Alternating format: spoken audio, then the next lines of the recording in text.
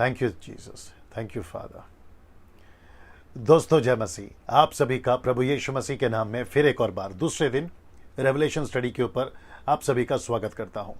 बेहद खुश हूं, बहुत उत्साहित हूं, फिर से आप सभी को वचन के माध्यम से, कॉन्टेक्स्ट के माध्यम से आपको सिखा सकूं।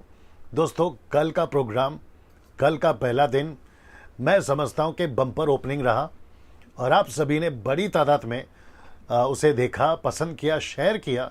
मैं समझता हूं कि अगर मैं गलत नहीं हूं कि कल का वीडियो अभी तक 24 घंटे अगर मैं कहता हूं हो रहा है तो कम से कम 35,000 लोग मात्र फेसबुक पे देख चुके हैं और 14,000 लोग यूट्यूब पे देख चुके हैं। और मैं समझता हूं कि 700 से भी ज़्यादा आसपास लोगों ने कल के वीडियो को फेसबुक के ऊपर शेयर करा है। मैं उन सभी के लिए जो ऐसी मेहनत कर रहे हैं, परमेश्वर के राज्य को बढ़ाने के लिए आप अपना एफर्ट दे रहे हैं, मैं आप सभी का बहुत बहुत धन्यवाद करता हूं। दोस्तों 2-3 चीज़ें जल्दी से कर लेते हैं क्योंकि आज का भी जो सेकेंड डे का जो स्टडीज़ है, स्लाइड्स हैं या टीचिंग्स हैं, बहुत सारे हैं क्योंकि मुझे 7 दिन में 22 चैप्टर्स कंप्लीट करने हैं। सो जल्दी से पूछ लेता हूं, क्या आवाज़ ठीक से आ रही है? नीचे टाइप करके बताएं। साथ ही साथ विजुअल क्लियर है तो वो भी टाइप करके बताएं, मतलब अभी तक जो आपको दिख रहा है। और साथ ही साथ में आप कहाँ से देख रहे हैं वो भी जो है आप टाइप करके मुझे ज़रूर बताएं। ओके, आप अगर चर्च से हैं यानी कि ग्रेस मिनिस्ट्री मेरे चर्च से, आप नीचे टाइप कर सकते हैं watching your program from GMT, member of GMT या ग्रेस मिनिस्ट्री फेलोशिप। अगर आप मुंबई के बाहर हैं जो कलीसिया से मेरे, वो भी आप टाइप कर सकते हैं कौन से शहर से हैं। मसीह मंथन बैठक व्हाट्सएप ग्रुप, मैं समझता हूं कि व्हाट्सएप ग्रुप के 1000 मेंबर्स अगर आप देख रहे हैं तो वो भी आप टाइप करके बताएं कि आप जो है मसीह मंथन के मेंबर हैं। और साथ ही साथ जो पाकिस्तान से हमारे मित्र हैं, भाई लोग हैं, सिस्टर्स हैं, ब्रदर्स हैं, है ना, बच्चे लोग हैं, मैं उन सभी का स्वागत करता हूं। सर आप लोगों का भी बहुत बहुत स्वागत है, आप लोग देखते हैं। और साथ ही साथ भारत के बाहर जो अलग कंट्रीज़ है जैसे कि अफ्रीका है, UK है, इटली है, फिजी है, न्यूजीलैंड से काफ़ी लोग देख रहे हैं वहाँ से। और साथ ही साथ जो जितनी कंट्रीज़ है, कुछ कुछ नाम मैं भूल रहा हूँ क्योंकि मुझे काफ़ी मैसेजेस आते हैं, काफ़ी कॉल्स आते हैं अप्रिशिएशंस के, मैं उन सभी का बहुत बहुत धन्यवाद देता हूँ। और आखिरी में यूट्यूब के जितने भी सब्सक्राइबर्स हैं, मैं समझता हूँ 77,000 प्लस, आप सभी का भी भैया बहुत बहुत स्वागत है। आप लोग प्रोग्राम को देखते हैं और अपना खूब जो है प्यार देते हैं ना। जो फेसबुक के मेरे मित्र हैं, आप जो मुझे फॉलो करते हैं, आपको 2 चीज़ें बताना चाहूँगा। मुझे कल से काफ़ी फ्रेंड रिक्वेस्ट जो है आ रहे हैं, तो मैं चाहता हूं कि आप लोग मुझे फ्रेंड रिक्वेस्ट ना भेजें बल्कि पेज को लाइक करें। अगर आप उनमें से कोई हैं और अगर आपने मुझे फ्रेंड रिक्वेस्ट भेजा है तो ना भेजें, वो इसलिए क्योंकि मेरी जो लिस्ट है वो कंप्लीट हो गई है या पूरी हो गई, तो जिसके चलते मैं आपको ले नहीं पाऊंगा या एक्सेप्ट नहीं कर पाऊंगा। तो उसके लिए आपको करना क्या है, मेरे पेज को लाइक कर लीजिए, आप मेरे साथ में मेरे मित्र बन जाओगे, जुड़ जाओगे और जो भी मैं प्रोग्राम डालता हूँ लाइव फेसबुक पे वो सब आप देख सकते हैं। साथ ही साथ फेसबुक के जितने मेंबर्स हैं या मुझे सुनते हैं, फॉलो करते हैं, आप यूट्यूब चैनल को अगर आपने सब्सक्राइब नहीं किया है, मैं रिक्वेस्ट करता हूं कर लीजिए। वो इसलिए क्योंकि वहां पे मैं बहुत सारे प्रोग्राम डालता हूं, तो वहां से भी आप लोग देख सकते हैं, फॉलो कर सकते हैं। मैं उन सभी के लिए जो नहीं किए हैं, मैं उनको रिक्वेस्ट करता हूं कि आप ज़रूर करें। याद रखिए, मैं हमेशा कहता हूं और मुझे ऐसा कहने में कोई हिचकिचाहट नहीं है, मैं यूट्यूब चैनल से, सोशल मीडिया से पैसे नहीं कमाता, मैं सब कुछ मुफ्त में करता हूं और ये सिर्फ परमेश्वर के राज्य के लिए। वचन एक ही है, मुफ्त में मिला है, मुफ्त में देना है। बाकी लोग जो कर रहे हैं मैं उसकी कुछ नहीं बोलना चाहूँगा, लेकिन मेरी जो है ये कॉन्सेप्ट है, मैं ऐसा लेके चलता हूँ। चलिए दोस्तों, कम से कम 400 लोग के आसपास लोग जुड़ चुके हैं। मैं आप सभी का स्वागत करता हूं फिर से एक और बार आज के दूसरे दिन के रेवलेशन स्टडी पर, प्रकाशित वाक्य के अध्याय पर, जो कि मैंने डाला है जबरदस्त प्रकाशित वाक्य की पुस्तक पर अध्ययन। ना ऐसा मैं जबरदस्त इसलिए लिखता हूं क्योंकि मैं ये साबित नहीं करना चाहता हूं कि मैं जो टीचिंग दे रहा हूं वो बेहतर है, बाकी जो दे रहे हैं वो इतने बेहतर नहीं है। ये कॉन्सेप्ट पे मैंने नहीं लिखा है, मैंने लिखा है कि यीशु के वचन जबरदस्त है, उसके प्रकाशन जबरदस्त है, यीशु की बातें जबरदस्त है, उसके हिसाब से मैंने इसको लिखा है ना। दोस्तों अगर आप लोग अभी सब जुड़ गए हैं और आप लोग अपने मोबाइल पे, PC, लैपटॉप, आप जहां से भी देख रहे हैं, घर में आप फैमिली के साथ देख रहे हैं, मैं चाहता हूं कि आप लोग बड़े ध्यान से देखें, खूब शेयर करें, करते चले जाएं। और साथ ही साथ में एक और सिस्टम मुझे कल बताया था, वॉच पार्टी।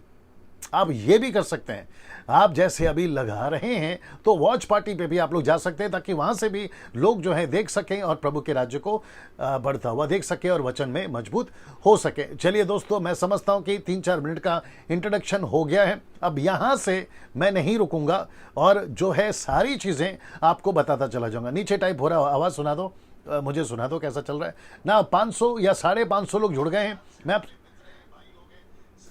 जी ओके, तो आवाज मुझे भी ठीक से सुनाई दे रही है। मैं यहां से भी स्टार्ट करने जा रहा हूं दोस्तों, मेरे साथ में बने रहें, बीच में जो है उठकर नहीं जाना और ये टीचिंग को मिस नहीं करना। चलिए दोस्तों, यहां से शुरू करूंगा। मैंने कल जो बताया था वो टोटल 3 चैप्टर्स बताए थे, पहला अध्याय, दूसरा अध्याय, तीसरा अध्याय, चैप्टर 1, 2, 3। मैंने ये भी बताया था कि पहले चैप्टर में इंट्रोडक्शन क्या है और जो बाकी 2 चैप्टर्स हैं यानी कि चैप्टर रेवलेशन 2 और 3, ये 7 कलीसियाओं के बारे में बताया था। कलीसियाओं के अच्छी बातें, यीशु का गुस्सा, प्रतिफल और है ना उनके पाप, ये सारी बातें मैंने बताई थी। और मैंने ये भी बताया था कि आज जो है 4था अध्याय, 5वां अध्याय, 6वां अध्याय, मेरी कोशिश है कि प्रतिदिन कम से कम 3 चैप्टर में कंप्लीट करूं। और तो 3 into 7 होते 21। एक चैप्टर जो छोटा सा है, मैं समझता 10वां अध्याय, उसको हम कोई एक दिन फिट करेंगे या कल करेंगे या परसों करेंगे, वो हम देखेंगे। चलिए दोस्तों, यहां से मैं शुरू कर रहा हूं। अब यहां से स्टार्ट होता है। जो यूट्यूब के सब्सक्राइबर्स हैं सर, अगर आज आप जुड़े हैं और आपने अभी तक मुझे सब्सक्राइब नहीं किया है, आप कर लीजिए। पहली बार देख रहे हैं, जल्दी से कर लीजिए। उससे क्या होगा कि मेरे जो वीडियोस अपलोड होते हैं वो आप तक जो है उसकी नोटिफिकेशन मिलती रहेगी। साथ ही साथ जो फेसबुक पे आपने कल का प्रोग्राम नहीं देखा तो मेरे वॉल पे जाइए और आपको कल का वीडियो अपलोड मिलेगा, आप उसको भी देख सकते हैं। आज का प्रोग्राम देखने के बाद में 1 या सवा घंटे का मेरा जो है टॉपिक है, और यही चीज मैं यूट्यूब वालों को भी बोलना चाहूंगा। अगर आप आज देख रहे हैं और आपने कल का वीडियो नहीं देखा तो पहला दिन मैं जो थंबनेल होता है उसके ऊपर डाल चुका हूं कि पहला दिन और चैप्टर डाल चुका हूं। आज भी ऐसा ही होगा जब ये अपलोड होगा। 650 लोग अभी तक जुड़ चुके हैं, मैं उन सभी का स्वागत करता हूं। फिर और एक बार, आप जहां से भी देख रहे हैं सर, आप सभी का स्वागत है। प्रभु आपको आशीष दे। नाउ यहां से स्टार्ट हो रहा है, ये रहा 4था अध्याय। नाउ दोस्तों, प्रकाशित वाक्य 4था अध्याय बहुत दिलचस्प है, बहुत अद्भुत है, क्योंकि बाइबल के अंदर उत्पत्ति से लेकर प्रकाशित वाक्य तक का 4था अध्याय तक का अगर हम उतनी नजदीकी से, उतनी बारीकी से कि स्वर्ग में क्या क्या है, क्या क्या हो रहा है और स्वर्ग कैसा दिखता है, उसकी एक ग्लिम्स या झलक हमको इस अध्याय में देखने को मिलेगी। मैं इसको बताते वक्त में बहुत उत्साहित हूं, क्योंकि आपको और मुझे आज नहीं तो कल, कभी भी जब हम इस दुनिया से रुखसत होंगे, हम यहीं पे जाने वाले हैं और हम इसी दुनिया के जो है सदस्य, मेंबर या फिर हम पार्ट होने जा रहे हैं। तो ये बहुत इंटरेस्टिंग है। आइए देखते हैं सबसे पहला क्या है। एक बहुत जरूरी बात जो आपको सबसे पहले मैं बता दूं, और वह है कि 4थे अध्याय से लेकर अध्याय 19 तक आपको कलीसिया का जिक्र नहीं मिलेगा। मैं रिपीट करता हूं, क्योंकि कलीसिया का जिक्र 2 अध्याय में कल हम देख चुके हैं, लेकिन कलीसिया का जिक्र सीधे 19वें अध्याय के बाद से हमको देखने को मिलेगा। इसलिए मैंने लिखा है कि 4थे अध्याय से लेकर 19वें अध्याय तक कलीसिया का जिक्र नहीं मिलेगा। इसको ध्यान में रखिएगा, क्योंकि उसके पीछे एक मकसद है। जब आप पूरे 7 दिन का टीचिंग सुन लोगे तो आपको हर एक चीज समझ में आ जाएगी ना। प्रकाशित वाक्य उसका पहला अध्याय वचन 1 से हम यहां से पढ़ना शुरू करेंगे ना। सबसे पहला कहता है, इन बातों के बाद जो मैंने दृष्टि की तो क्या देखता हूं कि एक स्वर्ग में एक द्वार खुला हुआ है। तो मैंने इसको जानबूझकर इसको लाल में रखा है या ब्रैकेट किया है। सबसे पहली बात आपको यह समझना जरूरी है कि स्वर्ग में एक द्वार है जो खुला हुआ है। अब जो कि जिसको मैंने पहले तुरही से शब्द से अपने साथ बात करते सुना था, वही कहता है, यानी यीशु कहता है कि जहां यहां ऊपर आ जा, मैं वे बातें तुझे दिखाऊंगा जिनका इन बातों के बाद पूरा होना अवश्य है। तो यीशु ने यूहन्ना को, जो उसका चेला था, उसको एक ऐसा दृश्य दिखाया जिसको कहते हैं खुला द्वार। ना ये चित्र देख लीजिए, यहां ठीक दिख रहा है, ये चित्र देख लीजिए, ऐसा खुला द्वार। ना दोस्तों, खुला द्वार का अर्थ क्या मतलब है? द्वार का खुला, स्वर्ग का द्वार खुला हुआ है, इसका मतलब क्या है? 750 लोग मेरी टीम बता रही है अभी तक लोग जुड़ चुके हैं। मैं उन सभी का स्वागत करता हूं। 750 लोग, आप सभी का स्वागत है। शेयर करते जाइए, वॉच पार्टी करते जाइए। वॉच पार्टी मतलब वो ऐप है, उसमें डालते जाइए, वो सारी चीजें आप लोग कर सकते हैं ना। खुला द्वार इसका मतलब क्या है ना, इसको देखिए, यूहन्ना किताब उसका 14 का 6, यीशु ने कहा था स्वर्ग का द्वार मैं हूं। ना, बहुत ध्यान से सुनिएगा, ये दरवाजा एक ही है, ये दरवाजा स्वर्ग का है। और यीशु कहता है कि मैं हूं, ये शब्द देख लिए, स्वर्ग का दरवाजा मैं हूं। अब इस पृथ्वी पे, खैर नाम तो नहीं लूंगा, आगे आप लोग समझदार हैं, इस पृथ्वी पे कोई मायके लाल, किसी का बाप नहीं बोल सकता कि स्वर्ग का द्वार मैं हूं। सिर्फ इस पूरे प्लेनेट पे और प्लेनेट के ऊपर यानी स्वर्ग में और प्लेनेट के नीचे यानी कि नरक में एक भी व्यक्ति नहीं बोल सकता कि स्वर्ग का द्वार मैं हूं, सिर्फ यीशु बोल सकता है। अब आप इससे अंदाजा लगाइए, जितने फॉलोवर्स हैं यीशु के, आपको खुद की पीठ थपथपानी होगी कि आप किस यीशु को फॉलो कर रहे हैं। वो एक ऐसा यीशु है जो स्वर्ग का द्वार है। यीशु ने कहा मैं स्वर्ग का द्वार हूं, और यहां द्वार खुला हुआ है, मतलब उद्धार का कार्य अभी भी जारी है। तो जितने मेरे हिंदू भाई, मेरे जितने मुस्लिम भाई, मेरे जितने बुद्धिस्ट भाई, और पूरे दुनिया के आप जहां कहीं से भी सुन रहे हैं या देख रहे हैं, अगर आप हिंदी भाषा समझते हैं, यीशु कहता है कि अभी भी द्वार खुला है। कौन सा? उद्धार का, सैल्वेशन का। ये दरवाजा अभी भी खुला है। अगर आपने अभी तक उद्धार नहीं पाया, मैं आप सभी को इनवाइट करता हूं, आप सभी को वेलकम करता हूं कि यीशु के राज्य में आइए, यीशु के स्वर्ग में आइए, ताकि यीशु मसीह ने, जिसने कहा कि स्वर्ग का द्वार मैं हूं, वो आपको, जब आपकी आत्मा, जिस दिन पृथ्वी पे तुम मर जाओगे, बीमारी से, आत्महत्या से, क्षमा करें, हादसों से, आप जैसे भी मरते हो, आपको यीशु मसीह स्वर्ग पे ले लेगा। आत्महत्या नहीं, हादसा। जी हां दोस्तों, ना इसको देखिए, प्रकाशित वाक्य 4:2, और तुरंत मैं आत्मा में आ गया और क्या देखता हूं कि एक सिंहासन स्वर्ग में धरा है और उस सिंहासन पर कोई बैठा है। उस सिंहासन पर कोई बैठा है। ये चित्र देख लीजिए, अगर यहां ठीक से दिख रहा है, ये चित्र देख लीजिए, ये बैठा है सिंहासन पर। लेकिन सिंहासन पर कौन बैठा है? ऑफ कोर्स हमारा परमेश्वर पिता, जिसको हम कहते हैं यहोवा, जिसको हम कहते हैं एलोहिम, जिसको हम कहते हैं ऑलमाइटी गॉड, वो बैठा है सिंहासन पर। ना कुछ लोग कहते हैं कि स्वर्ग और नरक नहीं है। अगर स्वर्ग और नरक नहीं है तो फिर ये सब क्या है? सो जो नास्तिक लोग हैं, अगर ये वीडियो वो देख रहे हैं या उन तक पहुंच रही है, तो सर मैं आपको बता दूं कि आप बहुत बड़ी भूल में हैं। शैतान ने आपके आंखों पे, बुद्धि की आंखों पे पट्टी बांधा है कि इस ऊपर कुछ नहीं है, ऐसा कुछ नहीं होता। मैं वापस कहता हूं कि सर आप बहुत बड़े गड़बड़ में हैं। आपको विश्वास करना होगा कि एक स्वर्ग है, स्वर्ग पर एक दरवाजा है। जिस दिन तुम्हारी आत्मा इस पृथ्वी से निकल जाएगी, या तो आप नरक के दरवाजे में घुसोगे या तो आप स्वर्ग के दरवाजे में घुसोगे। मैं आपका वेलकम करता हूं कि आप यीशु के स्वर्ग के दरवाजे पे आए। ना यहां पर एक पिता है जो बैठा हुआ है, जो दर्शाता है, यह है स्वर्ग का दृश्य। ना वचन 4:3 कहता है, जो उस पर बैठा है वह यशब और मानिक सा दिखाई पड़ता है, और उस सिंहासन के चारों ओर मरकत सा एक मेघ धनुष दिखाई देता है। पहले इसकी बात कर लेते हैं। मेघ धनुष ना यह बताता है परमेश्वर वाचा का परमेश्वर है या वाचा पूरा करता है। इसको देख लीजिए, मेघ धनुष बताता है कि परमेश्वर, आपको मेघ धनुष बता देता हूं, ये जो है रैम्बो, ये चारों तरफ घेरा हुआ है। हाँ, ये बताता है कि परमेश्वर वाचा का परमेश्वर है, वाचा को पूरा करना जानता है। सब बदल सकते हैं, परमेश्वर कभी नहीं बदलता। आप नीचे आमीन कर सकते हैं, टाइप कर सकते हैं, हालेलुया बोल सकते हैं। आप जैसा प्रतिक्रिया दिखाना चाहें आप लोग दिखा सकते हैं। ना प्रकाशित वाक्य 4:4 लिखा है, और सिंहासन के चारों ओर 24 सिंहासन हैं। उन सिंहासनों पर 24 प्राचीन श्वेत वस्त्र पहने हुए बैठे, उनके सिरों पर सोने के मुकुट हैं। तो ये 24 प्राचीन कौन है मैं ये भी बताऊंगा। 4 प्राणी कौन है मैं आपको ये भी बताऊंगा। ना सबसे पहले बात करते हैं इजरायलियों के, 24 प्राचीनों के, 12 गोत्र इजरायलियों के और 12 चेले यीशु के। मैं ये भी आपको बता देता हूं, बड़े ध्यान से सुनिएगा। ना सबसे पहले प्रकाशित वाक्य 4:5 लिखा है, उस सिंहासन में से बिजली और गर्जन निकलते हैं। सिंहासन के सामने आग के 7 दीपक जल रहे हैं। ये परमेश्वर की 7 आत्माएं हैं, जो कि मैं आपके बीच में अभी रखने जा रहा हूं।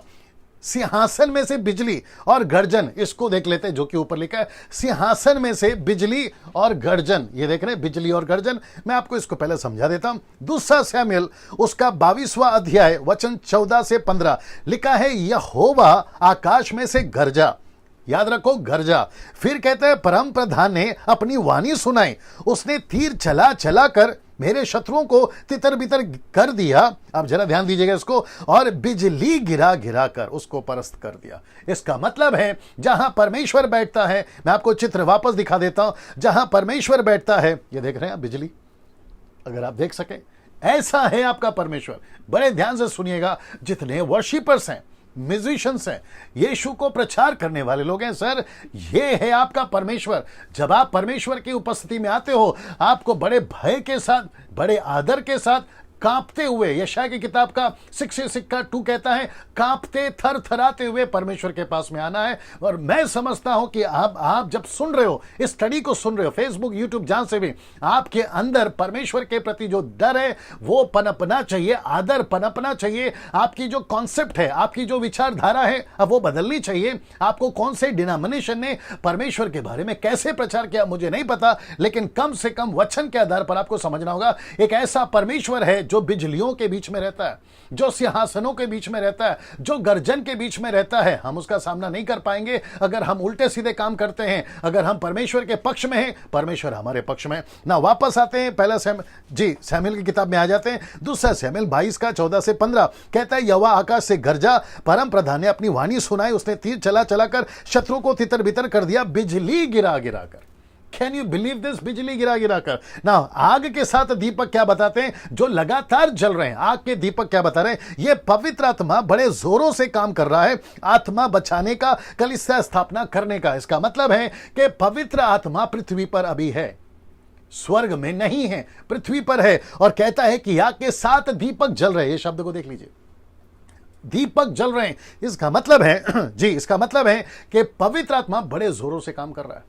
और उसका काम क्या है? आत्मा बचाना, नीचे गिराना नहीं, धक्का मारना नहीं, हंसाना नहीं, लाफिंग स्पिरिट, स्लेइंग स्पिरिट, है ना, लेइंग हैंड्स, ये नहीं है भैया, ये हो चुका है। वापस कहता हूं, जो लोग प्रभु यीशु में आ चुके हैं, जी, जो प्रभु यीशु मसीह में आ चुके हैं, उनको फॉर एवर, मैं रिपीट करता हूं, फॉर एवर, ये पवित्र आत्मा पाना, पवित्र आत्मा के दान को पाना, पवित्र आत्मा के बुलाहट को पाना, पूरा पवित्र आत्मा का मंदिर बन जाना खुद आप, ये वन टाइम एक्ट है, ये नॉन रिपीटेबल एक्ट है, ये वापस रिपीट नहीं होता, ये फॉरएवर है। ये आपको समझना होगा। ऐसी डिनोमिनेशंस, ऐसे पास्टर्स, ऐसे प्रीचर्स जो हाथ रख रख कर विश्वासियों को नीचे गिराते, ये कॉन्सेप्ट गलत है। ये कॉन्सेप्ट गलत है, क्योंकि पवित्र आत्मा ऑलरेडी आ चुका है, आपके अंदर रहता है। उसका मकसद एक ही है, आपको लेना है, आत्मा बचानी है, कलीसिया की स्थापना करना है। ये उसका पर्पस है पृथ्वी के ऊपर। आपको रिच करना नहीं है। अगर परमेश्वर चाहेगा आपको रिच कर सकता है, अमीर बना सकता है, उसमें कोई दिक्कत नहीं है। आपके पास में झोपड़ा है, बंगला दे सकता है, आपके पास में साइकिल है, गाड़ी दे सकता है, आपके पास में पैसा नहीं है, पैसा दे सकता है। लेकिन इस सब चीज के लिए पवित्र आत्मा नहीं आता। जी, इस सब के लिए पवित्र आत्मा नहीं आता। पवित्र आत्मा आता है उसके मकसद के लिए, आत्मा बचाना, कलीसियाओं की स्थापना करना। जी, आत्मा बचाना, कलीसियाओं की स्थापना करना, ये मकसद के साथ पवित्र आत्मा आता है। ये आपको समझना होगा। विशेष करके पंजाब के लोग और साथ ही साथ साउथ के लोग ये एक्टिविटीज बहुत करते हैं। आत्माओं को बुलाते हैं, मतलब कलीसियाओं को बुलाते हैं, हाथ रखते हैं नीचे, ठपाक ठपाक ठपाक, ऐसे ना जाने कितनी एक्टिविटीज चलती हैं, जिसको नॉन बिब्लिकल एक्टिविटीज मैं कहता हूं। ये आपको ध्यान रखना होगा ना। प्रकाशित वाक्य 4:6 क्या कहता है, ये देखते हैं। सिंहासन के सामने मानो बिल्लोर के समान कांच का समंदर है। कौन सा समंदर है? कांच का समंदर। ये मुझे गूगल में इसकी फोटो नहीं मिली, नहीं तो मैं डाल सकता था, मुझे ये नहीं मिली ना। इसको देखिए, यहां पे कांच के समंदर का 2 थियरी हो सकती है, आपके बीच में रखने जा रहा हूं। ये मेरा अपना इंटरप्रेट है। कम से कम 26 साल से यीशु के वचन को पढ़ते वक्त में मैंने ये समझा है, क्योंकि यूहन्ना सब कुछ नहीं बता रहा है। बंद कर दीजिए, यूहन्ना सब कुछ नहीं बता रहा है। सबसे पहला थियरी, शहीद आत्माएं। कांच का समंदर का मतलब है, सबसे पहली थ्योरी जो है शहीद आत्माएं, और दूसरा है सच्चे मसीह जो मर जाते हैं। मैंने सच्चे मसीह लिखा, देख लीजिए आप। इसका मतलब क्या है? फेक मसीह भी होते हैं, मतलब उल्टे सीधे मसीह लोग हैं। ओके, ठीक है, उल्टे सीधे मसीह लोग भी होते हैं। तो एक है शहीद मसीह और दूसरे हैं सच्चे मसीह जो मर जाते हैं, जो परमेश्वर के सामने रहते हैं। क्योंकि बिल्लोर के समान कांच का समंदर, मैं नहीं समझता कुछ और होगा। तो सपोर्ट के लिए एक वचन रख रहा हूं, आप उसको देख लीजिएगा। प्रकाशित वाक्य 6:9 कहता है, जब उसने 5वीं मोहर खोली तो मैंने वेदी के नीचे उनके प्राणों को देखा, उनके प्राणों को देखा जो परमेश्वर के वचन के कारण और उस गवाही के कारण उन्हें दी थी, वध किए गए थे। इसका मतलब है परमेश्वर के पास जो वेदी है उसके नीचे कुछ आत्माएं हैं। मैं उसके ऊपर भी आऊंगा बाद में। कुछ आत्माएं हैं, तो इसका मतलब है परमेश्वर के सामने या परमेश्वर की दृष्टि में कांच का समंदर बताता है शहीद आत्माएं या फिर सच्ची मसीह जो मर जाते हैं वो। प्रकाशित वाक्य 4:6 क्या कहता है, ये देखते हैं। सिंहासन के बीच में और सिंहासन के चारों ओर 4 प्राणी हैं।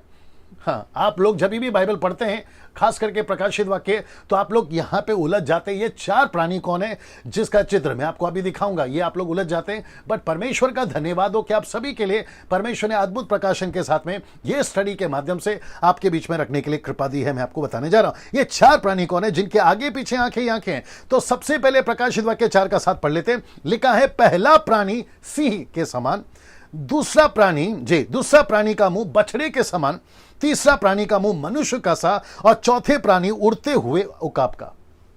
ये सब सिंबॉलिक है, चिन्ह के रूप में है। मैं आपको पहले दिन ही बता चुका, यानी कि यस्टरडे मैं आपको बता चुका हूं, ठीक है ना। इसको बड़े ध्यान से सुनिएगा। सिंह, बछड़ा, मनुष्य, उकाब। दोस्तों, इस पर 2 थियरी है, आपके बीच में रखने जा रहा हूं। एक है, कुछ कहते हैं ये 4 सुसमाचार हैं, मैं भी मानता हूं मैं आता हूं इसके ऊपर। कुछ कहते हैं कि ये 4 सुसमाचार है, यानी कि 4 किताबें हैं। दूसरा कहते हैं ये 4 करूब हैं, एंजल्स, करूब जिसके 6 पंख के, मैं आऊंगा उसके ऊपर।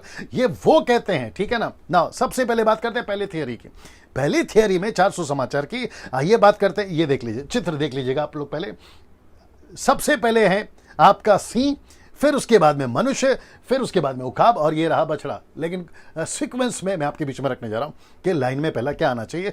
सबसे पहले ये देख लीजिएगा पहली थियरी। दोस्तों, मती पहला थियरी या पहला सीक्वेंस आएगा। मती की किताब सी के रूप में यीशु मसीह को राजा घोषित किया गया। जब 3 ज्योतिष आए थे, तो क्या, क्षमा करें, 3 खैर नंबर नहीं है, लेकिन कई ज्योतिष होंगे, उन्होंने क्या कहा, राजा कहां है। तो सी किसका राजा है, जंगल का, जी, उसको बताता है। दूसरा मरकुस बताता है, यीशु कहता है मैं सेवा लेने नहीं बल्कि सेवा करने आया, ये बताता है बछड़े को।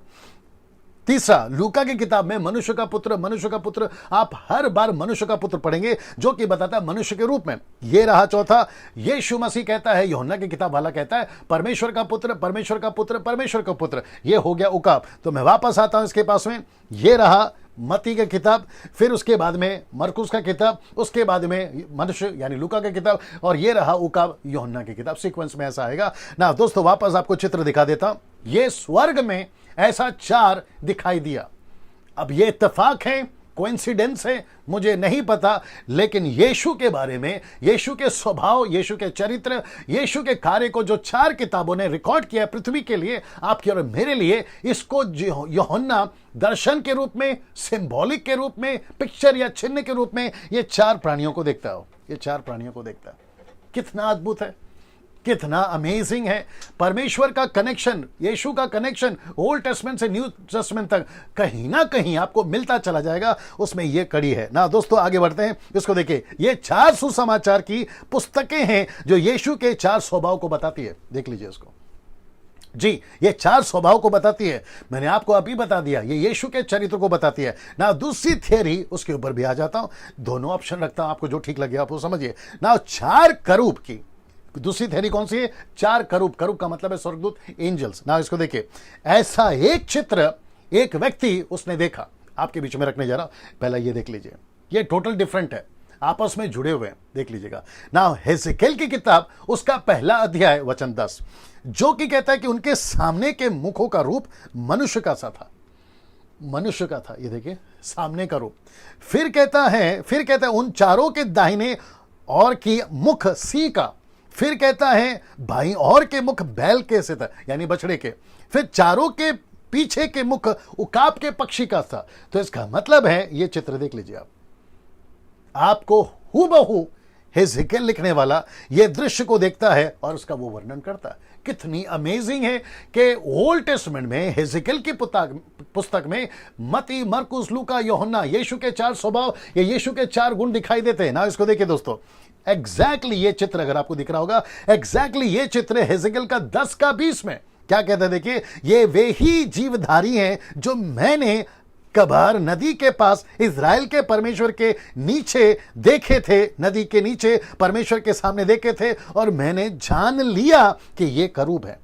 ये हेzekiel कहता है मैंने जान लिया कि ये करूब है, इसमें कोई दिक्कत नहीं है। उसने कहा कि ये मुझे उकाब जैसा दिखता है, जो शेर जैसा दिखता है, बछड़ा मनुष्य जैसा दिखता है, ये कोई स्वर्गदूत होगा, क्योंकि उसको नहीं पता था ना, ओल्ड टेस्टमेंट का बंदा है, मती, मरकुस, लूका, यूहन्ना में यीशु मसीह क्या चरित्र दिखाएगा, उसका स्वभाव क्या होगा, वो नहीं बता सकता, और ना ही परमेश्वर बताएगा। तो उसने जान लिया कि ये करूब है। अब ये फिक्स नहीं है, ये इसका इंटरप्रेट है, किसका? एजेकिएल का।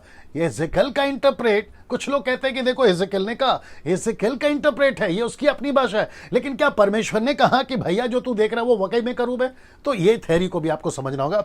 बट इसको बड़ा मजा आएगा, इसी को, किसको? ये 4 प्राणियों को जिसके 6 पंख है, यशाया ने कैसे देखा? मैं लिखने जा रहा हूं ये, लेकिन लिखा है, लेकिन यशाया इन 4 प्राणियों को सुसमाचार से जोड़ता है। और उसका कॉन्टेक्स्ट है, गेट रेडी, उसका कॉन्टेक्स्ट क्या है मैं आपके बीच में रखने जा रहा हूं। यशाया की किताब, उसका 6वां अध्याय वचन 1 से लेके 9 तक। मेरी लड़की सलोमी पढ़ेगी, बड़े ध्यान से सुनेगा जी। जी। जिस वर्ष उजिया राजा मरा, मैंने प्रभु को बहुत ही ऊंचे सिंहासन पर विराजमान देखा और उसके वस्त्र के घेर में मंदिर भर गया। उसने ऊंचे पर साराप दिखाई दिए, उनके 6 पंख थे, 2 पंखों से वे अपने मुंह को ढांपे थे और 2 से अपने पांवों को, और 2 से उड़ रहे थे। वे एक दूसरे से पुकार पुकार कर कह रहे थे, सेनाओं का यहोवा पवित्र पवित्र पवित्र है, सारी पृथ्वी उसके तेज से भरपूर है। और पुकारने वाले के शब्द से देवड़ियों की नींवें डोल उठी और भवन धुएं से भर गया।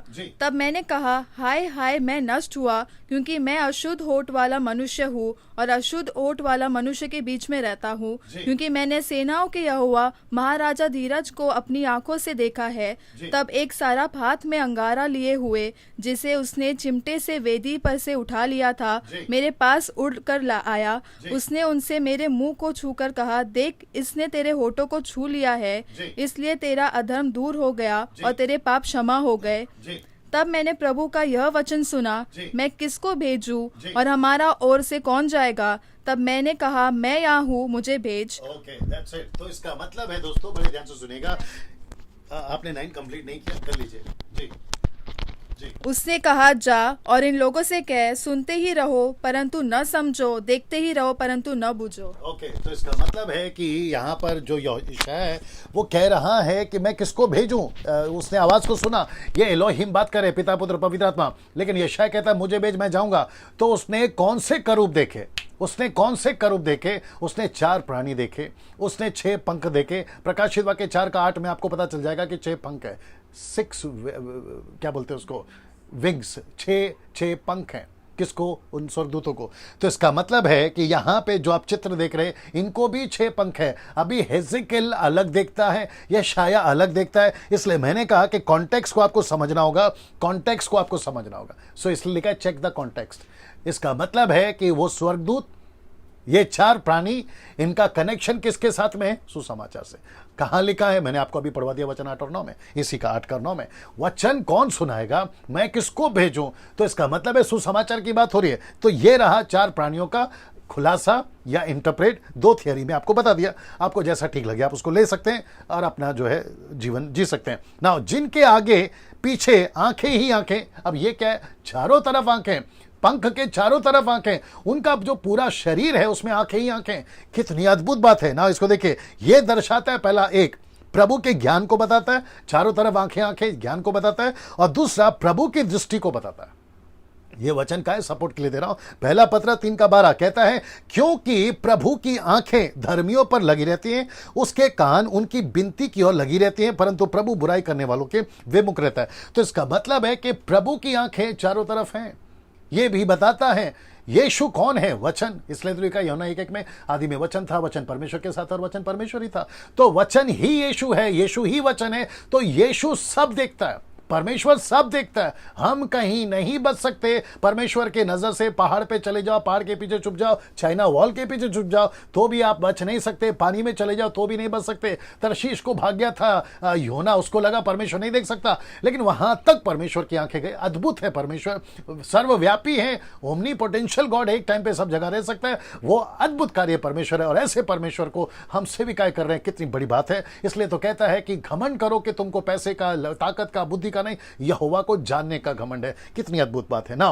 प्रकाशित वाक्य 4:8 से लेकर 11 तक मैं चाहूंगा कि सलोमी आपको इसको पढ़ना है। ये सब आपको, ये वचन मैंने रखा है ताकि आपको समझ में आए। ये यहां आराधना हो रही है, यहां आराधना हो रही है, परमेश्वर का आदर हो रहा है, और कैसे कर रहे हैं वो जरा तरीका देख लीजिए, फिर मैं आ रहा हूं जी। आइए सुनते हैं जी। चारों प्राणियों के 6 पंख है, और चारों ओर और भीतर आंखें ही आंखें हैं, और वे रात दिन बिना विश्राम लिए यह कहते रहते हैं, पवित्र पवित्र पवित्र प्रभु परमेश्वर सर्वशक्तिमान, जो था और जो है और जो आने वाला है। जब वे प्राणी उसकी जो सिंहासन पर बैठा है और जो युगानुयुग जीवता है महिमा और आदर और धन्यवाद करेंगे, तब 24 प्राचीन सिंहासन पर बैठने वाले के सामने गिर पड़ेंगे और उसे जो युगानुयुग जीवता है प्रणाम करेंगे, और वे अपने अपने मुकुट सिंहासन के सामने यह कहते हुए डाल देंगे, हे हमारे प्रभु और परमेश्वर, तू ही महिमा और आदर और सामर्थ के योग्य है, क्योंकि तू ही ने सब वस्तुएं सृजी और वे तेरी ही इच्छा से थी और सृजी गई। नाउ दोस्तों, ये पूरा वचन आप जैसे ही सुन रहे हो, मेरी लड़की जैसे पढ़ रही थी, आपको एहसास हो गया होगा ये कॉन्सेप्ट होता था स्वर्ग में। परमेश्वर की आराधना ऐसी होती थी ना। इसको देखिए, सबके सब ने अपने अपने मुकुट परमेश्वर के सामने डाल दिए, क्या कहते हुए, इसके योग्य आप हैं, आदर के योग्य आप हैं, सम्मान के योग्य आप हैं। और देखिए, एक ने भी अपना सर पर मुकुट नहीं पहना। ये है परमेश्वर की भक्ति, इसको कहते हैं परमेश्वर की आराधना, इसको कहते हैं परमेश्वर की स्तुति, इसको कहते हैं इस तरीके से। नाउ वर्शिप का सही तरीका यही है, जो कि मैंने ग्रीक वर्ड लिया है प्रोस्कुनियो, जिसका मतलब है मुंह के बल गिरना। और ये यहां पर क्या कर रहे देख लीजिए आप। नाउ इसको दिखाकर अब अगर कोई वर्शिपर देख रहा है मुंबई से, पूना से, नागपुर से, पंजाब से, गुजरात से, साउथ से, नॉर्थ से, या फिर कहीं से भी आप अगर देख रहे हैं, ऐसी पैटर्न की आराधना चाहिए आज। जबकि आजकल सब गड़बड़ है, सब ये देखो, आजकल सब गड़बड़ है, कैसे भी नाच रहे हैं। मैं वापस आऊंगा इसके ऊपर, क्योंकि कुछ विचित्र प्राणी लोग हैं हमारे आराधना के टीम में, विचित्र प्राणी। उनका कॉन्सेप्ट ही कहीं से मैच नहीं करता, ना कोई वचन का स्क्रिप्चर मैच करता है, ना कॉन्टेक्स्ट में मैच करता है। कहते हैं कि 2-2, 3-3 घंटा नाचते रहो, ढोल बजाते रहो, गाते रहो। ये नहीं था सर ऐसा वाला, ये वर्शिप नहीं है परमेश्वर की। परमेश्वर की वर्शिप ऐसी थी, ये देखो ऐसी थी। इसके ऊपर बहुत वीडियो बना चुका हूं, आगे भी बनाता रहूंगा। और आपको समझना होगा, अभी कुछ लोगों को गुस्सा आ रहा होगा, विशेष करके जो वर्शिप के टीम के मेंबर्स हैं ना, उनको गुस्सा आ रहा होगा। अभी कुछ नहीं कर सकता। जिस दिन हम सब स्वर्ग में जाएंगे, परमेश्वर आपसे पूछेगा कि बेटा कैसे तरीके से कर रहे थे आराधना, कैसे नाच रहे थे मेरे भवन में, कैसे कर रहे थे तुम ये तरीके से, संसारिक मूवी का गाना, संसारिक रिदम लेकर, बीट्स लेकर तुम मेरे लिए अर्पण कर रहे थे, कैसे हो सकता है। परमेश्वर इतना पर्टिकुलर है कि परमेश्वर ने कैन का अर्पण स्वीकार नहीं किया। आप सोच के देखो, जब तब की कोई ऐसा लॉ नहीं था, कोई वचन नहीं था। आज तो सब कुछ है, तो हमें कितना गंभीर होना चाहिए वर्शिपर में, वर्शिप के क्षेत्र में। जितने वर्शिप लीडर्स हैं, आप जो भी हैं सर, उसमें से कुछ अपने लोग भी हैं, मैं उन सभी को कहना चाहता हूं, सर एक बार रीचेक करो, आपके वर्शिप के पैटर्न को, कॉन्सेप्ट को रीचेक करो। ऐसी है क्या, जरा रीचेक करो।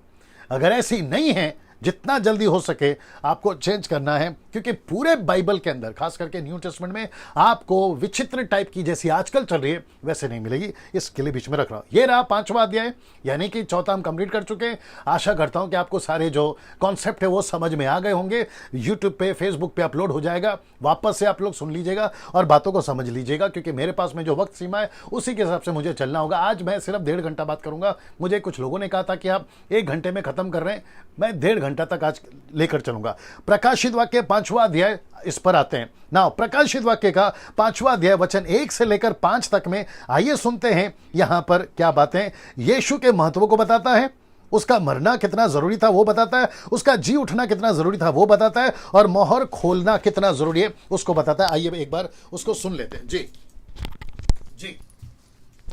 जो सिंहासन पर बैठा था, मैंने उसके दाहिने हाथ में एक पुस्तक देखी जो भीतर और बाहर लिखी हुई थी, और वह 7 मुहर लगाकर बंद की गई थी। फिर मैंने एक बलवंत स्वर्गदूत को देखा जो ऊंचे शब्द से यह प्रचार करता, इस पुस्तक के खोलने और उसकी मुहर तोड़ने के योग्य कौन है? परंतु न स्वर्ग में, न पृथ्वी पर, न पृथ्वी के नीचे कोई उस पुस्तक को खोलने या उस पर दृष्टि डालने के योग्य निकला। तब मैं फूट फूट कर रोने लगा, क्योंकि उस पुस्तक के खोलने या उस पर दृष्टि डालने के योग्य कोई न मिला। इस पर उन प्राचीनों में से एक ने मुझसे कहा, मत रो, देख यहूदा के गोत्र का वह सी जो दाऊद का मूल है, उस पुस्तक को खोलने और उसकी 7 मुहरें तोड़ने के लिए जयवंत हुआ है। ये चित्र देख लीजिए दोस्तों, देख लीजिए, वहां पे सब ठीक दिख रहा है जी। वापस आता हूं दोस्तों, बड़े ध्यान से सुनिएगा ना। ये चित्र हम कुछ देर के लिए रख रहे हैं, इसको मैं वापस डालूंगा आपके बीच में। ना मैं फिलहाल आपको एक से वापस लेकर चलता हूं। जो सिंहासन पर बैठता, मैंने उसके दाहिने हाथ में एक पुस्तक को देखी, भीतर बाहर खुली हुई थी, वह 7 मोहर लगाकर बंद की गई थी। फिर मैंने एक बलवंत स्वर्गदूत को देखा, ऊंचे शब्द से यह प्रचार करता हुआ, पुस्तक को कौन खोलेगा, इसकी मोहर तोड़ने के लिए योग्य कौन है। फिर वचन 3 कहता है, ना स्वर्ग में, ना पृथ्वी पर, ना पृथ्वी के नीचे, ये जितने भी लाल हैं, आप समझ जाइए, स्वर्ग, पृथ्वी और पृथ्वी के नीचे, तीनों लोक में एक भी नहीं था ये पुस्तक को खोलने के योग्य या उस पर दृष्टि डालने के लिए योग्य कोई ना था। जैसे मैंने कहा कि स्वर्ग का दरवाजा एक ही है, स्वर्ग एक ही है, और वो है यीशु। स्वर्ग का दरवाजा यीशु है। वैसे ही इस पुस्तक को खोलने के लिए, उसकी मोहर को खोलने के लिए भी एक ही है, और वो है Yeshu. Can you believe this? कितना अद्भुत है। अब विचित्र विचित्र तरह के कॉन्सेप्ट पूरे दुनिया में है कि हमारा वाला है, तेरा वाला है, उसका वाला है, हमारा वाला भी है। तो फिर यार ये कहां जाएगा? ना पृथ्वी के ऊपर, ना पृथ्वी के नीचे, ना स्वर्ग में कोई ऐसा मिला। तो इसका मतलब है कि यीशु को छोड़ कोई मोहर खोलने वाला नहीं मिलेगा। इसके लिए प्रकाशित वाक्य का में जो यूहन्ना लिख रहा है, वो कहता है कि मुझे कुछ नहीं दिख रहा है, फिर ये मोहर खोलेगा कौन? इसके मोहर का खुलना बहुत जरूरी है। अगर ये नहीं खुला तो फिर काम आगे कैसे बढ़ेगा? हमने जो इतनी त्यागे दी हैं, हम बलिदान हुए, उसका बदला कैसे लिया जाएगा? लिखा है कि वो फूट फूट कर रोने लगा। इसका मतलब है अगर कुछ जवाब नहीं मिलता है, आज की बात कर रहा हूं, अगर आपको कुछ जवाब नहीं मिलता है, बैठो परमेश्वर के पास, पूछो परमेश्वर से। पास्टर को फोन मत लगाइए, डैनियल राज जैसों को फोन मत लगाइए, इंटरनेशनल पे पैसे भेज के फोन मत लगवाइए, या प्रार्थना मत करवाइए, खुद बैठिए, ये बताता है। और फिर परमेश्वर आपके प्रार्थना को उत्तर तुरंत देगा। आजकल बड़ी गंदी आदत हो गई है कि प्रार्थना निवेदन बांटते बैठो। कौन से लोग बांटते हैं? जो ऑलरेडी प्रभु में। मैं उनकी बात कर रहा हूं। नए लोग प्रार्थना करें या उनके लिए प्रार्थना करें, कोई दिक्कत की बात नहीं है, लेकिन कम से कम जो विश्वासी हैं वो भी प्रार्थना बांट रहे हैं। पास्टर जी प्रार्थना कर दो, हमारे लिए प्रार्थना कर दो। मैं समझता हूं कि अभी हम मैच्योर हो जाएं, परिपक्व हो जाएं, होशियार हो जाएं और प्रभु के राज्य में आगे बढ़ें। तो फूट फूट कर रोने लगा। कहता है कि इस पुस्तक को कौन खोलेगा, इस पर दृष्टि कौन लगाएगा, इसके योग्य कोई ना मिला तो वो रोने लगा। फिर आता है, देखो क्या लिखा है, तब उन प्राचीनों में से एक ने मुझसे कहा, प्राचीनों में से 24 प्राचीनों में से एक ने कहा, मत रो, देख, मत रो, देख। क्या देख? यहूदा के गोत्र का वह सिंह जो दाऊद का मूल है, इस पुस्तक को खोलने, इसकी मोहरे और 7वें मोहरे को तोड़ने के लिए जयवंत हुआ है। और ये कौन है साहब? ये रहा खूबसूरत चित्र, ये रहा। Can you believe this? Yeshu यूदा का सिंह। जब यीशु क्रूस पे मरा था तो मेमना था, बकरी का बच्चा, लेकिन जब यीशु जी उठा वो बब्बर शेर है। Can you believe this? कितना अद्भुत, कितना महान परमेश्वर की हम सेविकाएं कर रहे हैं जी। ना देख लीजिए लाइट का ना, प्रकाशित वाक्य 5:6 कहता है, और मैंने उस सिंहासन के चारों प्राणियों और उन प्राचीनों के बीच में मानो एक वध किया हुआ मेमना खड़ा देखा। मैं आपको दिखाऊंगा चित्र। उसके 7 सिंग और 7 आंखें, ये परमेश्वर की 7 आत्माएं हैं जो सारी पृथ्वी पर भेजी गई है। मैं वो भी आपको दिखाऊंगा जो सारी पृथ्वी पर भेजी गई है। पहले उसको देख लेते हैं। यह पवित्र आत्मा का मिशन और एक ही मकसद या कार्य मिशन है, और वह है यीशु का सुसमाचार सुनाना। तो इसका मतलब है कि पवित्र आत्मा इस पृथ्वी पर एक ही मकसद के साथ है, और वो मकसद है सुसमाचार। मैं इसकी वीडियो बना चुका हूं, आप लोग सब इस बात को जानते हैं। सुसमाचार का मकसद है, एक ही मकसद है, सुसमाचार। ना दोस्तों, मेरे साथ में बने रहे। मेरी टीम बता रही है कि कम से कम 1200 लोग, 1.2 के लोग देख रहे हैं। मैं उन सभी का स्वागत करता हूं। सर, आप लोग थोड़ा लेट जुड़े हैं, मुझे नहीं पता क्या वजह है, लेकिन ये वीडियो जब अपलोड हो जाएगा, इसको पूरा देखिएगा, शेयर करते जाइएगा, वॉच पार्टी करते जाइएगा इस वीडियो के साथ में। और जो YouTube के सब्सक्राइबर्स हैं सर, आप लोग भी जो है अपने तरीके से जैसे आपको ठीक लगे शेयर करते जाइएगा। चलिए वापस आता है इस मुद्दे के ऊपर कि पवित्र आत्मा को एक ही मकसद के साथ पूरी पृथ्वी पर भेजा गया। याद रखो, पूरी पृथ्वी पर, वो चाहे चाइना हो, वो चाहे कोरिया हो, वो चाहे पाकिस्तान भारत हो, वो चाहे अफ्रीकन कंट्री हो, जापानीज कंट्री हो, या फिर आपका क्या कहते हैं अमेरिकन कंट्री हो, या फिर दुनिया के कोई भी आदिवासी आइलैंड, या फिर जो महाद्वीप कहते हैं ना, वो कोई भी दुनिया का उच्च जाति, नीच जाति, अमीर गरीब, रोडपति करोड़पति, उन सब के लिए पवित्र आत्मा का एक ही मिशन है, और वो है सुसमाचार। इस पृथ्वी पर कोई नहीं बचेगा अगर सुसमाचार पर विश्वास नहीं किया। गई भैंस पानी में अनंत काल के लिए। आज का ये मैसेज रिपीट टेलीकास्ट होगा न्याय के दिन। वो परमेश्वर बिरला को पूछेगा, टाटा को पूछेगा, अंबानी को पूछेगा, आपके अमिताभ बच्चन को पूछेगा, बॉलीवुड, हॉलीवुड, टॉलीवुड, सबको पूछेगा कि तुमने सुसमाचार पर विश्वास क्यों नहीं किया। वो चाहे कोई नेता हो, अभिनेता हो, देश का हो, विदेश का हो, उन सबको पूछेगा कि तुमने सुसमाचार पर विश्वास क्यों नहीं किया। एक दिन ऐसा वक्त आएगा उन सबको ऐसे हाथ बांध के खड़ा होना होगा यीशु के पास में, उस सिंहासन के सामने कि तुमने सुसमाचार पर विश्वास क्यों नहीं किया, क्योंकि पवित्र आत्मा को भेजा ही इस मकसद के साथ में ना। दोस्तों, मानो एक वध किया हुआ मेमना खड़ा देखा, मैं भी उसके ऊपर आ रहा हूं, वध किया हुआ मेमना। आइए उसका चित्र देख लीजिए, ये रहा जी जी, चित्र देख लीजिए जी जी, आप देख सकते हैं वध किया हुआ मेमना खड़ा देखा ना। मेमना का अर्थ ऑन कर लीजिए, मेमना का अर्थ है छुटकारा, छुटकारा, ये देख लीजिए आप, छुटकारा, ये शब्द छुटकारा जी, ऑन कर लीजिए जी। छुटकारा देने वाले में, बड़े ध्यान से देखना, छुटकारा देने वाले में 3 गुण होने चाहिए। कितने गुण होने चाहिए? 3 गुण होने चाहिए। आइए देखते हैं वो गुण क्या है। सबसे पहला, मनुष्य का रिश्तेदार होना चाहिए। कौन? जो मेमना छुटकारा देगा, मनुष्यों का या मनुष्य का छुटकारा देने वाला होना चाहिए, मानव जाति का। मनुष्य से मेरा मतलब है आप हिंदू हैं, मुस्लिम है, सिख है, ईसाई है, बुद्धिस्ट है, पारसी है, आप जो भी है, उससे यीशु का जो छुटकारा देने वाला है कनेक्शन होना चाहिए। दूसरा, दाम चुकाने की उसके अंदर इच्छा होनी चाहिए, मतलब वो खुद से दाम चुकाने की उसके अंदर इच्छा होनी चाहिए। तीसरा, पूरा दाम चुकाना चाहिए, आधा दाम नहीं, पूरा दाम। ये 3 क्वालिटी जिसमें भी है, डंके की चोट पे बोलता हूं, इस पृथ्वी पर कोई माई के लाल यीशु के अलावा या यीशु के अंदर ये 3 क्वालिटी पाई जाएगी, यीशु के अलावा किसी में नहीं है, किसी में नहीं है, किसी में नहीं है। मेरे कुछ मुस्लिम्स दोस्त जो अभी शायद देख भी रहे होंगे या ये वीडियो जब पहुंचेगी वो कहते होंगे कि यीशु मसीह नबी है, यीशु मसीह पैदा हुआ, यीशु मसीह मनुष्य है। ऑफ कोर्स हम भी मानते हैं यीशु 100% अगर मनुष्य है तो यीशु 100% परमेश्वर भी है। ये क्यों नहीं मानते? यीशु मनुष्य क्यों बना? अगर आप इसी को नहीं समझोगे तो फिर तो सैल्वेशन और उद्धार और जन्नत जाने वाली बातों से तो आप कोसों दूर हैं सब। यही कॉन्सेप्ट को नहीं समझे तो गई भैंस पानी में। यीशु रिश्तेदार बनने के लिए मनुष्यों का, इसलिए उसको मनुष्य को बनना पड़ा। आइए मैं आपको दिखाता हूं। यीशु में ये 3 गुण थे, यीशु में ये 3 गुण थे। बड़े ध्यान से सुनिएगा। यीशु हमारा रिश्तेदार बना। कहां लिखा? निकलना जल्दी से। कहां लिखा? यूहन्ना की किताब उसका 1:14। जी आइए सुनते हैं, यूहन्ना की किताब उसका 1:14 पढ़ते हैं। यीशु हमारा रिश्तेदार बना। नीता सोलोमन जी अगर आप देख रही हैं वचन को डाल दीजिएगा जी। आइए सुनते हैं क्या लिखा है जी। यूहन्ना की किताब उसका 1:14, यीशु मसीह हमारा रिश्तेदार बना। आइए सुनते हैं जी। यूहन्ना की किताब उसका 1:14 जी जी।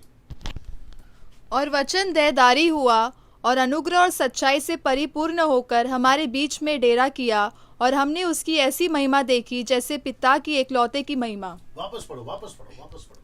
और वचन देहधारी हुआ। एक मिनट, क्या लिखा है? वचन देहधारी हुआ। पढ़ो पढ़ो पढ़ो पढ़ो। ओके पढ़िए। हाँ।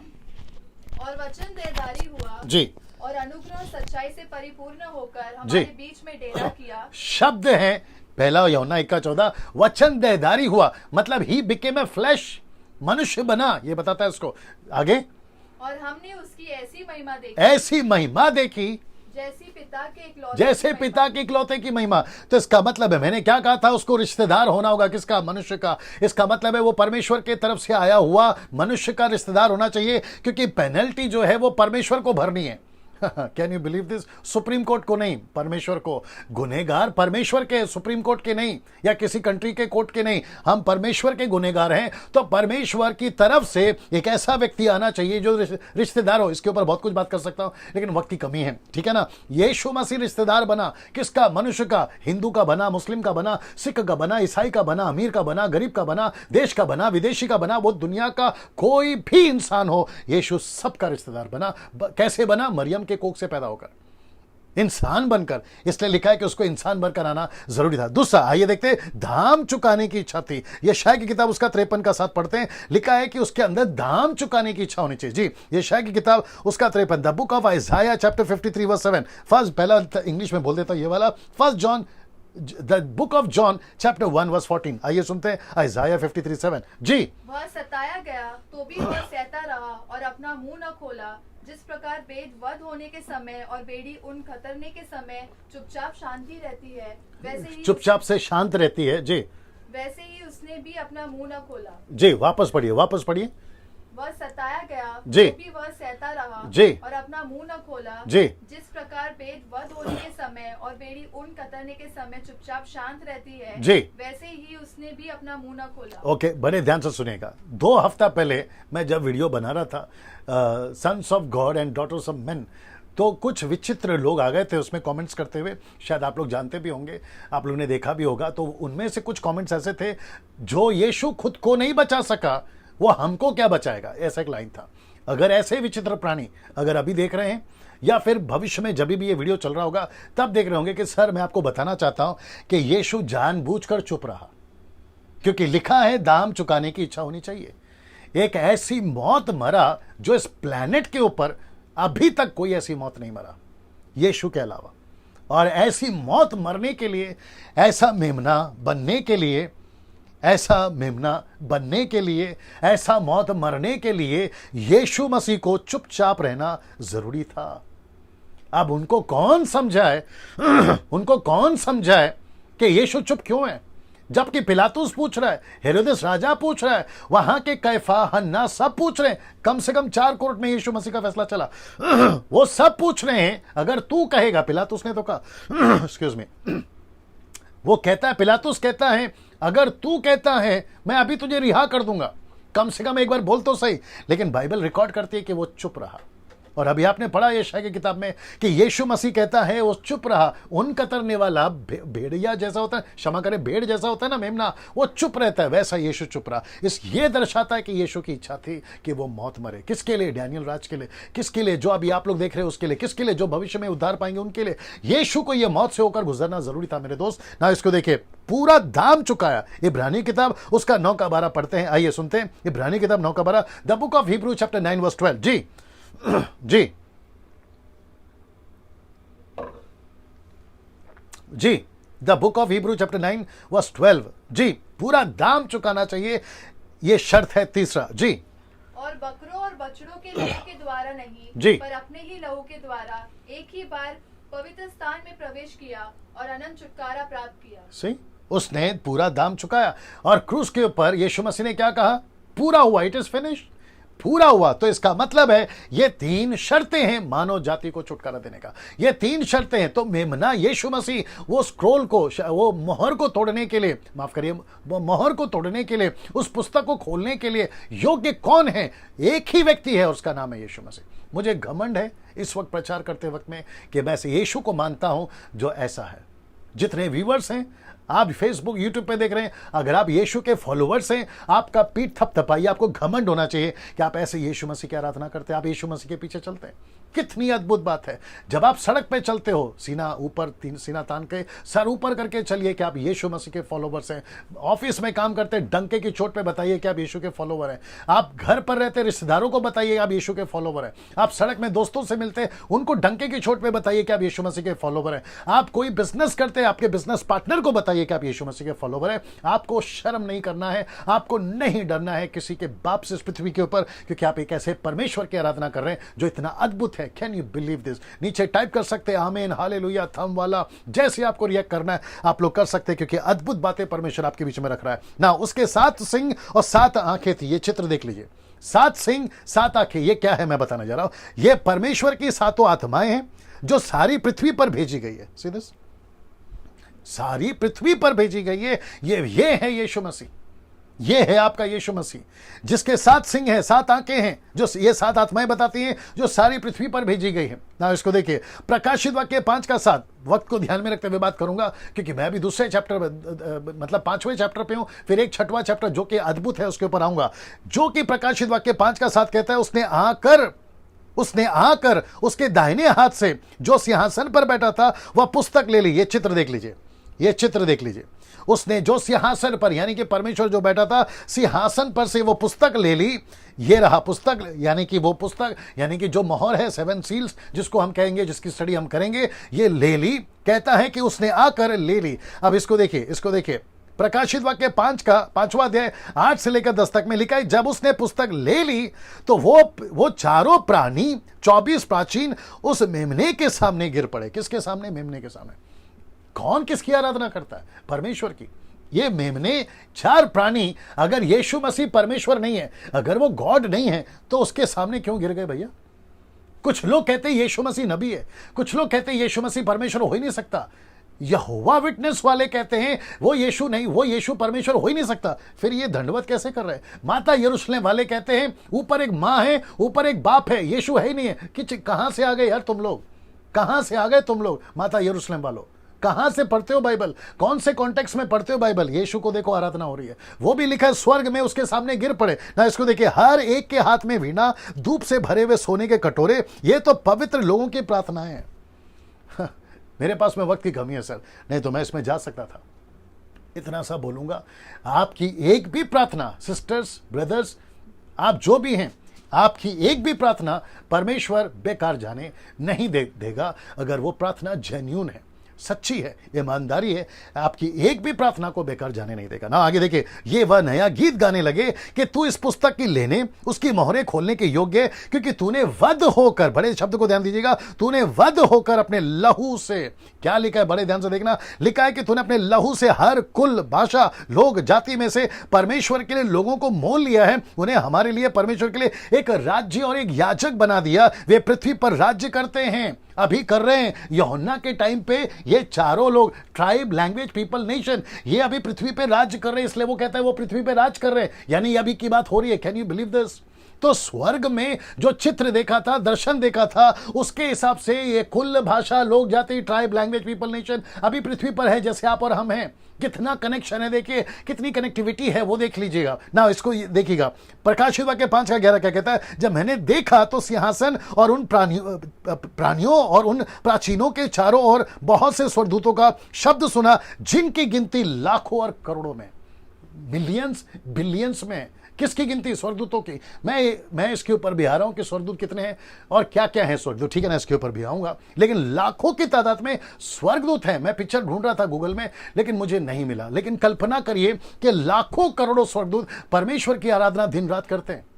तो इस पृथ्वी के ऊपर जो वर्शिपर से, बड़े ध्यान से सुनो, तो इस पृथ्वी पर जो आप कंजड़ी झांझ लेके करते हो, प्लीज बुरा नहीं मानना, मेहरबानी नहीं कर रहे हो परमेश्वर के ऊपर कि देख परमेश्वर मैं तेरी आराधना कर रहा हूं। परमेश्वर आराधना का मोहताज नहीं है, खास करके आपके और मेरे आराधना का मोहताज नहीं है। ये हम नहीं है जो उसको आराधना देते हैं, ये वह है जिसने हमको चुना ताकि हम उसकी आराधना करें। तो वर्शिपर्स, घमंड नहीं करना कि तुम्हारे गाने के चलते परमेश्वर को महिमा मिलती है, ये घमंड निकाल दो। आपका एक म्यूजिक एल्बम के वजह से परमेश्वर को महिमा मिल रही है ना, ये घमंड निकाल दो। लाखों करोड़ों स्वर्गदूत है, परमेश्वर ऐसा चुटकी बजाएगा ना, चारों तरफ लाइनें लग जाती है उसकी आराधना की। क्या बात करते हो तुम? पंजाब, गुजरात और महाराष्ट्र और न जाने कहां से, अमेरिका से कहते हो कि मेरा गाना परमेश्वर को खूब पसंद आता है, इसलिए परमेश्वर की महिमा होती है। परमेश्वर के पास में लाखों स्वर्गदूत पड़े जो उसकी आराधना कर सकते हैं। तो ये घमंड निकालिए ना। इसको देखिए, प्रकाशित वाक्य 5:12, वे ऊंचे शब्द से कहते थे कि वध किया हुआ मेमना ही सामर्थ, धन, ज्ञान, शक्ति, आदर, महिमा और धन्यवाद के योग्य। ये है आपका परमेश्वर ना। प्रकाशित वाक्य 5:13 देखते हैं क्या लिखा है। लिखा है, मैंने स्वर्ग में, पृथ्वी पर और पृथ्वी के नीचे समंदर के सब सृजी वस्तुओं को, सब कुछ को जो उनमें है, मैं इसको बाद में रखूंगा।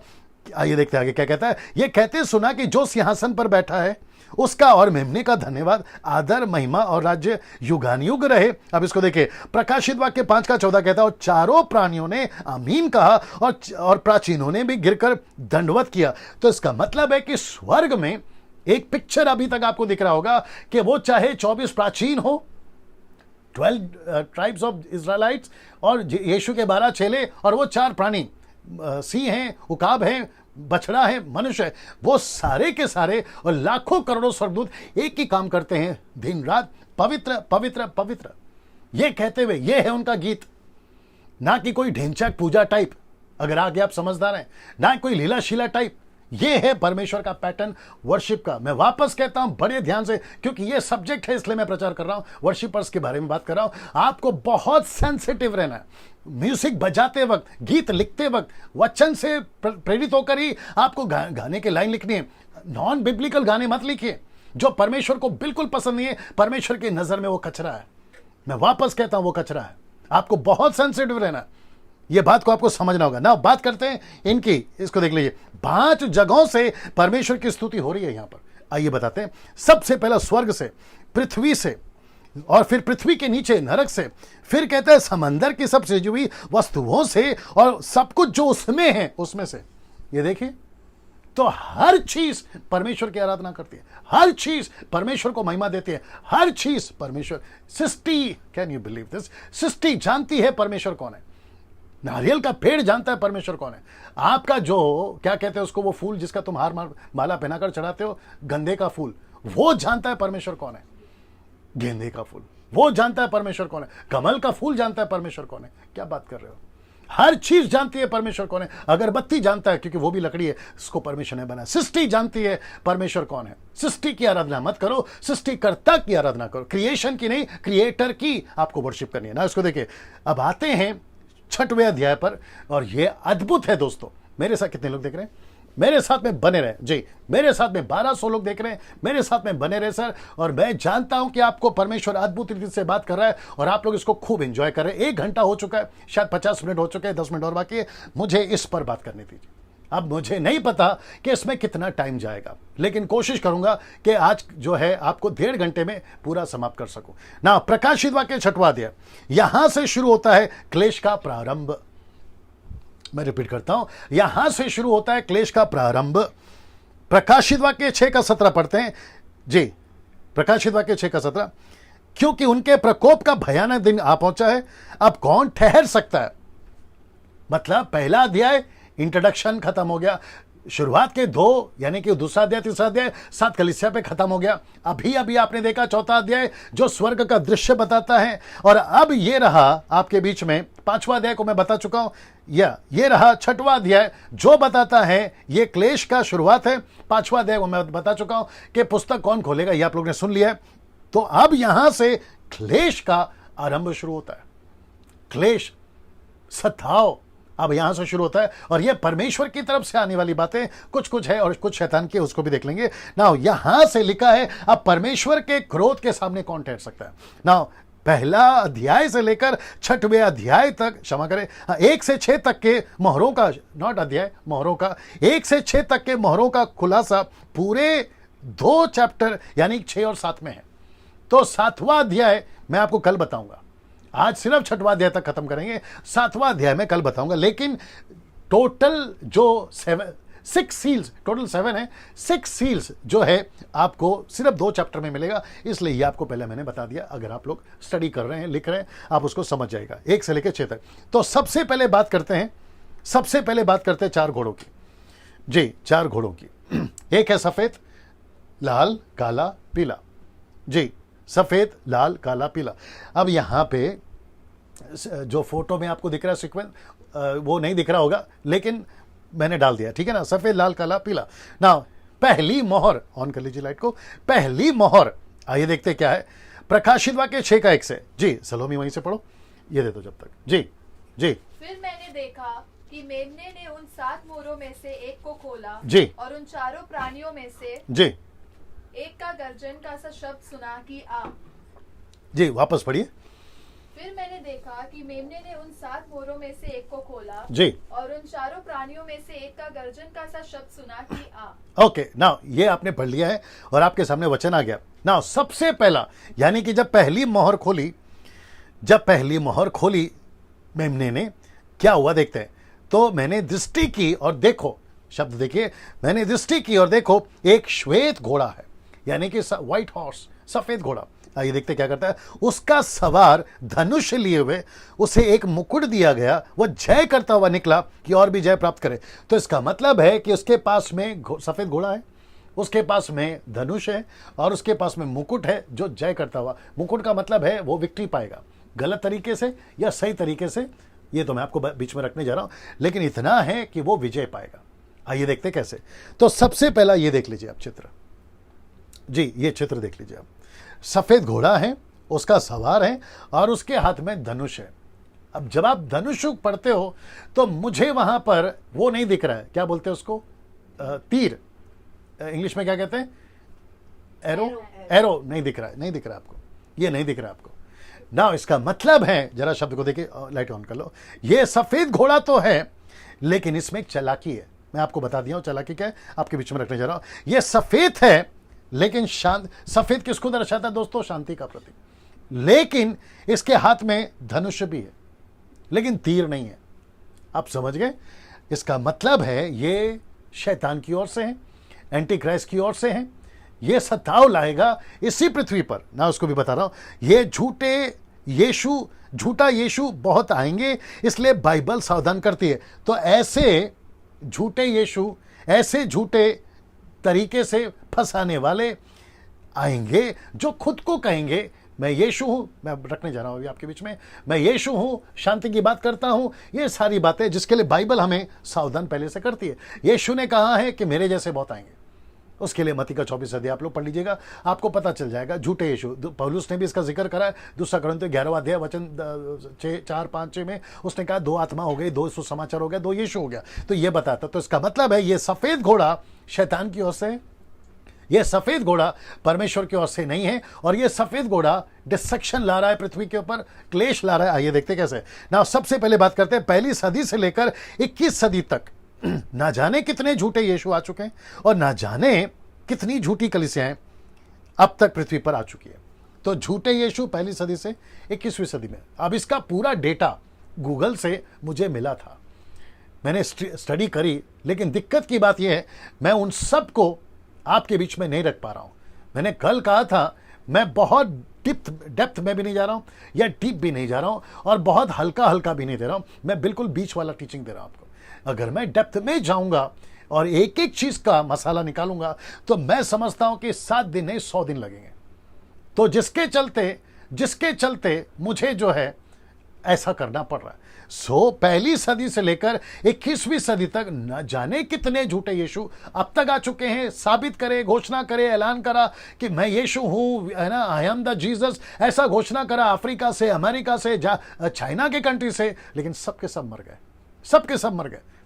कुछ नहीं, खाली डब्बा और हवा था वो, नहीं रहा। और आज भी हैं, कुछ लोग होंगे, और आज भी लोगों को जो है ऐसे यीशु मिलते होंगे। सब ठीक है जी, आज भी लोगों को मिलते होंगे ना। मेरी टीम मुझे बता रही है कि कम से कम 1300 लोग अभी देख रहे हैं। मैं उन सभी का स्वागत करता हूं। दोस्तों आप सभी बने रहें। मुझे नहीं पता आप लेट क्यों आ रहे हैं, लेकिन कल से कोशिश करिएगा ठीक 8 बजे आप लोग जुड़ जाया करो। जैसे कुछ 500-600 लोग जुड़ जाते हैं, ऐसे आप लोग भी जुड़ जाया करें, और साथ ही साथ शेयर करना शुरू करिए। क्या कहते हैं, वॉच पार्टी में डालना शुरू कर दीजिए, ताकि सब तक जो है सुसमाचार जा सके। आप सबका फिर से स्वागत है। परमेश्वर आपको बहुत आशीष दे। मेरे साथ में बने रहे ना। 1 घंटा हो चुका है दोस्तों, बस थोड़ा देर और दीजिए, बर्दाश्त करिए। और मैं जानता हूं कि 1 घंटा कैसे निकल गया, शायद आपको भी नहीं पता। एंजॉय करिए। पहली सदी से 21वीं सदी तक ना जाने कितने झूठे यीशु, ना जाने कितनी झूठी कलीसियां ऑलरेडी स्थापित हो चुकी, खत्म हो चुकी। उसमें जवा विटनेस है, माता यरूशलेम है, सर्वशक्तिमान परमेश्वर, बिजली चमकती वाला एक नया निकला है, और ओनली जीसस वाले लोग हैं, और ना जाने इल्यूमिनाटीज यानी कि सैटेनिक चर्च, वो भी हैं इसमें। तो ऐसे लोग, उन सभी को मैं आप सभी को जागरूक करना चाहता हूं कि सावधान रहिए, क्योंकि सफेद घोड़ा, ये देखिए, ये सफेद घोड़ा जिसका जिक्र प्रकाशित वाक्य के 6वें अध्याय में हो रहा है, यह पहली मोहर है जो पृथ्वी पे डिस्ट्रक्शन लाने वाला ये प्राणी। ऐसे बहुत सारे झूठे यीशु जगत में थे, अभी भी हैं, और आगे भी आएंगे। इसलिए यीशु ने मत्ती के 24 अध्याय में हमको सावधान किया है। नाउ ये आपको मैं दिखा चुका हूं, अब इसको देखिए। दूसरी मोहर यहां से खुलने जा रही है, यानी कि दूसरा घोड़ा। ये देखते हैं प्रकाशित वाक्य 6:4। फिर एक और घोड़ा निकला जो लाल रंग का था। यह लाल रंग का क्या है, मैं आपके बीच में रखने जा रहा हूं। इसके सवार को यह अधिकार दिया गया कि पृथ्वी पर से मेल उठा ले, यानी कि पीस, मेल उठा ले, शांति उठा ले, ताकि लोग एक दूसरे को वध करें। और उसे एक बड़ी तलवार दी गई, उसे एक बड़ी तलवार दी गई।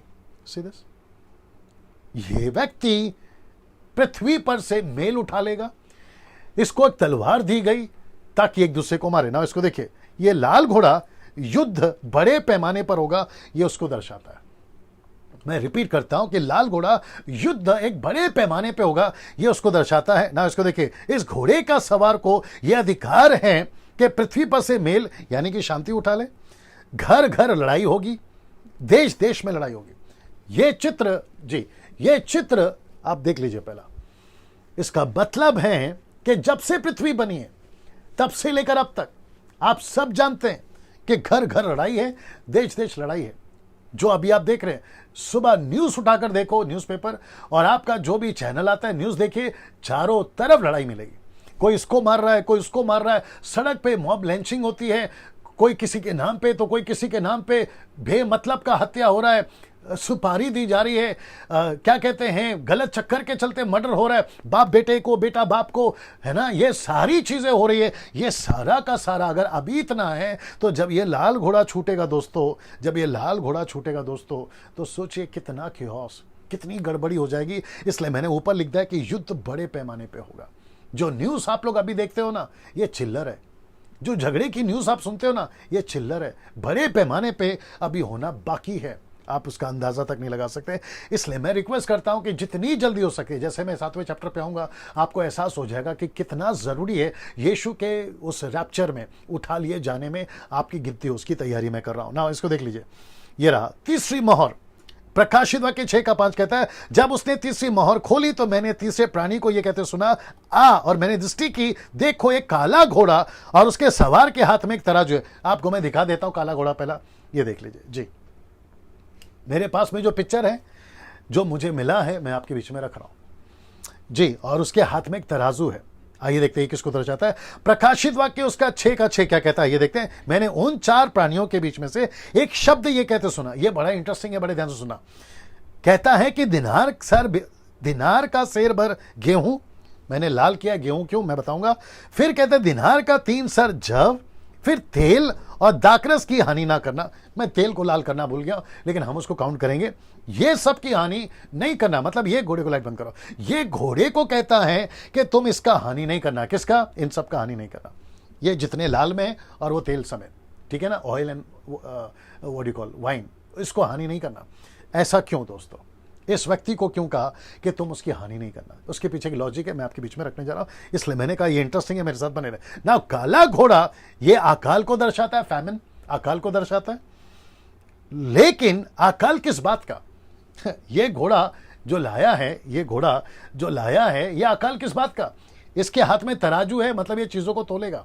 ये दिमाग में रखिए, ये बहुत ही क्या कहते हैं ना, चौकन्ना रहेगा कि किधर अकाल भेजना है, किधर नहीं भेजना है, किसको तकलीफ देना है, किसको नहीं तकलीफ देना है। और मैं आपको बता दूं, मैंने आपको बताया कि गेहूं को, तेल को, जव को, दाखरस को हानि नहीं पहुंचाएगा ये आदमी, ये स्वर्गदूत, झूठा स्वर्गदूत, ये उसको नहीं, दूत नहीं पहुंचाएगा। बट मैं आपको बताता हूं अकाल किस बात का, संसारिक भोजन का नहीं, आत्मिक वचन का। आमोस की किताब उसका 8:11, आमोस की किताब उसका 8:11, जी आमोस की किताब उसका 8:11। परमेश्वर यहोवा की यवानी है, देखो ऐसे दिन आते हैं जब मैं इस देश में महंगी करूंगा, उसमें ना तो अन्न की भूख और ना पानी की प्यास होगी, परंतु यहोवा के वचन के सुनने ही की भूख और प्यास होगी। मैं कुछ सेकंड इसको रख रहा हूं, देख लीजिए आप। जी दोस्तों, कौन सा अकाल है? वचन की। वचन क्यों? अब आप लोग कहोगे डैनियल भाई आजकल यूट्यूब पे तो बहुत सारे लोग प्रचार कर रहे हैं, यूट्यूब पे तो भर भर के प्रचार आ रहा है, फेसबुक पर भी भर भर के प्रचार आ रहा है आजकल। लेकिन मैं उनकी बात ही नहीं कर रहा हूं ना सर, मैं बात कर रहा हूं जेन्युइन, सच्चे वचन के कॉन्टेक्स्ट में। ऐसे लोग कितने हैं वो बताइए, ऐसे लोग कितने? यूट्यूब पे, माफ करिए शब्द अच्छा नहीं लगेगा आपको, लेकिन मेरी मजबूरी है बोलना, फेसबुक और यूट्यूब पे कचरा खिला रहे हैं लोग, वचन नहीं खिला रहे हैं, कचरा खिला रहे हैं। ऐसा बोलकर मैं अपना उल्लू सीधा नहीं कर रहा हूं, लेकिन जो गलत है उसको मैं बता रहा हूं। मजबूरी यह है कि मैं बता रहा हूं। अगर आप मेरी जगह पे होंगे तो आप ही बताओगे, बस फर्क इतना है कि आप वहां और मैं यहां हूं, ये बात को समझिए। सो वचन का फैमन, अकाल पड़ेगा। और लिखता है आमोस का किताब 8:11 में, परमेश्वर का वचन जो है महंगा हो जाएगा, उनमें अन्न की भूख और न प्यास की होगी, परंतु यहोवा के वचन के सुनने की भूख और प्यास होगी। सच्चे वचन जिसका जिक्र पौलुस ने भी कहा, कथा कहानियों पर मन लगाएंगे, कानों की खुजली के चलते लोग वचन को, प्रचारकों को बटोर लेंगे। बीच में मैंने सुना था, बोले डैनियल भाई आजकल तो जो कन्वेंशन होती है, क्रूसेड होती है, कॉन्सर्ट्स होते हैं, उसमें सेलेक्टेड लोगों को ही बुलाया जाता है। बोला कौन से लोगों को? जो पब्लिक को खुश करते हैं। Can you believe this? तो ऑर्गेनाइजर्स भी, अभी वो देख रहे नहीं देख रहे मुझे नहीं मालूम, वो ऑर्गेनाइजर्स भी तय करते हैं कि कौन से प्रीचर को बुलाने से पब्लिक खुश होगी। तो ऐसे डिमांड पे हैं आज लोग। तो जो सच्चे प्रीचर हैं उसको तो दूर दूर तक का कोई रिश्ता नहीं रखते उनके साथ में। बोला नहीं यार, इसको मत बुलाओ, ये आकर न्याय की बात करेगा, पाप की बात करेगा, यीशु मसीह की बात करेगा, आत्मा जीतने की बात करेगा, ग्रेट कमीशन की बात करेगा, इसको मत सुनाओ। ऐसे लोगों को बुलाओ जो ब्लेसिंग, प्रॉस्पेरिटी है ना, तेल पानी। कम ऑन, आप समझिए कौन सी दुनिया में हम जी रहे हैं ना। इसको देखिए, काला घोड़ा ये अंधकार बहुत फैलाएगा। मैं आपको दिखाने जा रहा हूं ये अंधकार, जी ये अंधकार, देख लीजिए लाइट का क्या करना है, ये अंधकार बहुत फैलाएगा। मैं वापस इसको कुछ सेकंड रख रहा हूं, देख लीजिएगा, ये अंधकार बहुत फैलाएगा। और किस क्षेत्र में अंधकार फैलाएगा मैं आपको बता देता हूं। जी, काला घोड़ा ये अंधकार को बहुत फैलाएगा। पूरे संसार में अंधकार का राज्य बहुत बढ़ेगा। सबसे पहला सेक्स के मामले में, मूवीज के मामले में और ड्रग्स के मामले में। ये देख लीजिए आप, ऐसा बंद रखना। ये जो व्यक्ति है ना, ये वाला व्यक्ति, ये इसलिए इसको काला घोड़ा बोला है। और ये क्या करेगा, ये ऐसों की हानि नहीं करेगा। मैं आ रहा हूं, तेल गेहूं उसके ऊपर मैं आ रहा हूं, लेकिन ये किसकी हानि करेगा, ये मनुष्यों की, बाकी संसार की हानि करेगा। और पूरे संसार में अंधकार बहुत फैलेगा ना। मैंने ये 3 क्यों डाला, सेक्स, मूवी एंड ड्रग्स, आप लोग सब वाकिफ हैं इन बातों से। आज हर जगह पे आपको ये तीनों चीजें मिल जाएंगी। अभी मूवी से मेरा मतलब है Hollywood, Bollywood, Tollywood and TV serials. आपको बहुत संभालना है कि ये जो काला घोड़ा है ये पूरे मसीह समाज के अंदर भी, मैं रखूंगा चित्र, और साथ ही साथ में सांसारिक तौर पे ये अपना पूरा कब्जा कर चुका है। हर शुक्रवार को पिक्चर रिलीज होती है और पिक्चर पहला शो जाना ही है। सलमान खान, शाहरुख खान, अमिताभ बच्चन या जो भी हॉलीवुड, बॉलीवुड, उनका पिक्चर देखना ही है, पहला शो जाना ही है। तो कौन से बंधन में, आप सोच के देखिए। मैंने ड्रग्स का जिक्र क्यों किया, मैं इसके ऊपर बाद में भी आऊंगा। मैंने ड्रग्स का क्यों जिक्र किया, आपको पता है क्लब खोले जा रहे हैं, रेस्टोरेंट्स खोले जा रहे हैं, दारू पिलाने के लिए नहीं, बड़े ध्यान से सुनना, उनको मेंबर्स बनाने के लिए। तो वो मेंबर्स बनाते हैं, उनको जो है फर्स्ट आवर्स का, क्योंकि मैं 7 साल होटलों में काम कर चुका, मुझे पता है। वो कहते हैं हैप्पी आवर्स, हैप्पी आवर्स का टाइमिंग 7 से 8 या 8 से 9, और उसमें आपको दारू मुफ्त, और उसके लालच में लोग जाते हैं। और उसके चलते होता क्या है कि लोग जो हैं मेंबर बन जाते हैं। इसका मतलब है आप बंधन में आ गए। अब आप सोच के देखिए, ये पूरा का पूरा अंधकार का राज्य आज पूरी यूनिवर्स में, लॉस एंजलिस की तो बात ही मत करिए, वहां अमेरिका की बात करो, वहां तो खुलेआम पंजाब के अंदर 4 घर छोड़िए आपको लोग ड्रग्स वाले मिल जाएंगे। और आपको यह भी पता है कि फोन पर, आपके टीवी पर, और ऐसे ऐसी पिक्चरें आजकल, टीवी सीरियल हम नहीं देख पा रहे क्योंकि सेक्स बहुत भरा पड़ा उसके अंदर, और पिक्चर के अंदर तो लिमिट क्रॉस है। अब आप सोच के देखिए, ये बड़ा इतना अंधकार का राज्य कौन ला रहा है, ये ला रहा है ना। दोस्तों, मैंने ये चित्र इसलिए जानबूझ के रखा है कि ऐसा ही काला अंधकार या काला घोड़ा आजकल चर्चों में भी घुस चुका है। चर्चों में भी घुस चुका है। अफेयर्स, एक्स्ट्रा मैरिटल अफेयर्स, गलत चीजें, गलत पिक्चर्स, पिक्चर के गाने, ये सब आपके चर्च में चलते हैं। ये सब चर्च में चलते हैं। 10% कलीसिया ऐसी है, मैं उसकी बात नहीं कर रहा हूं, लेकिन 90% कलीसिया में ये काला घोड़ा घुस चुका है। ये चित्र को देख लीजिए आप, ये घुस चुका है। अब आप मुझे बताइए कैसा लग रहा है आपको। ये शिक्षा, ये पुस्तक आपसे क्या बात कर रही है। अगर इनमें से कोई ऐसा है जो अभी देख रहा है, आप इस बिरादरी से अगर हैं, इनमें से किसी से, अभी रिपेंट करिए, अभी पश्चाताप करिए।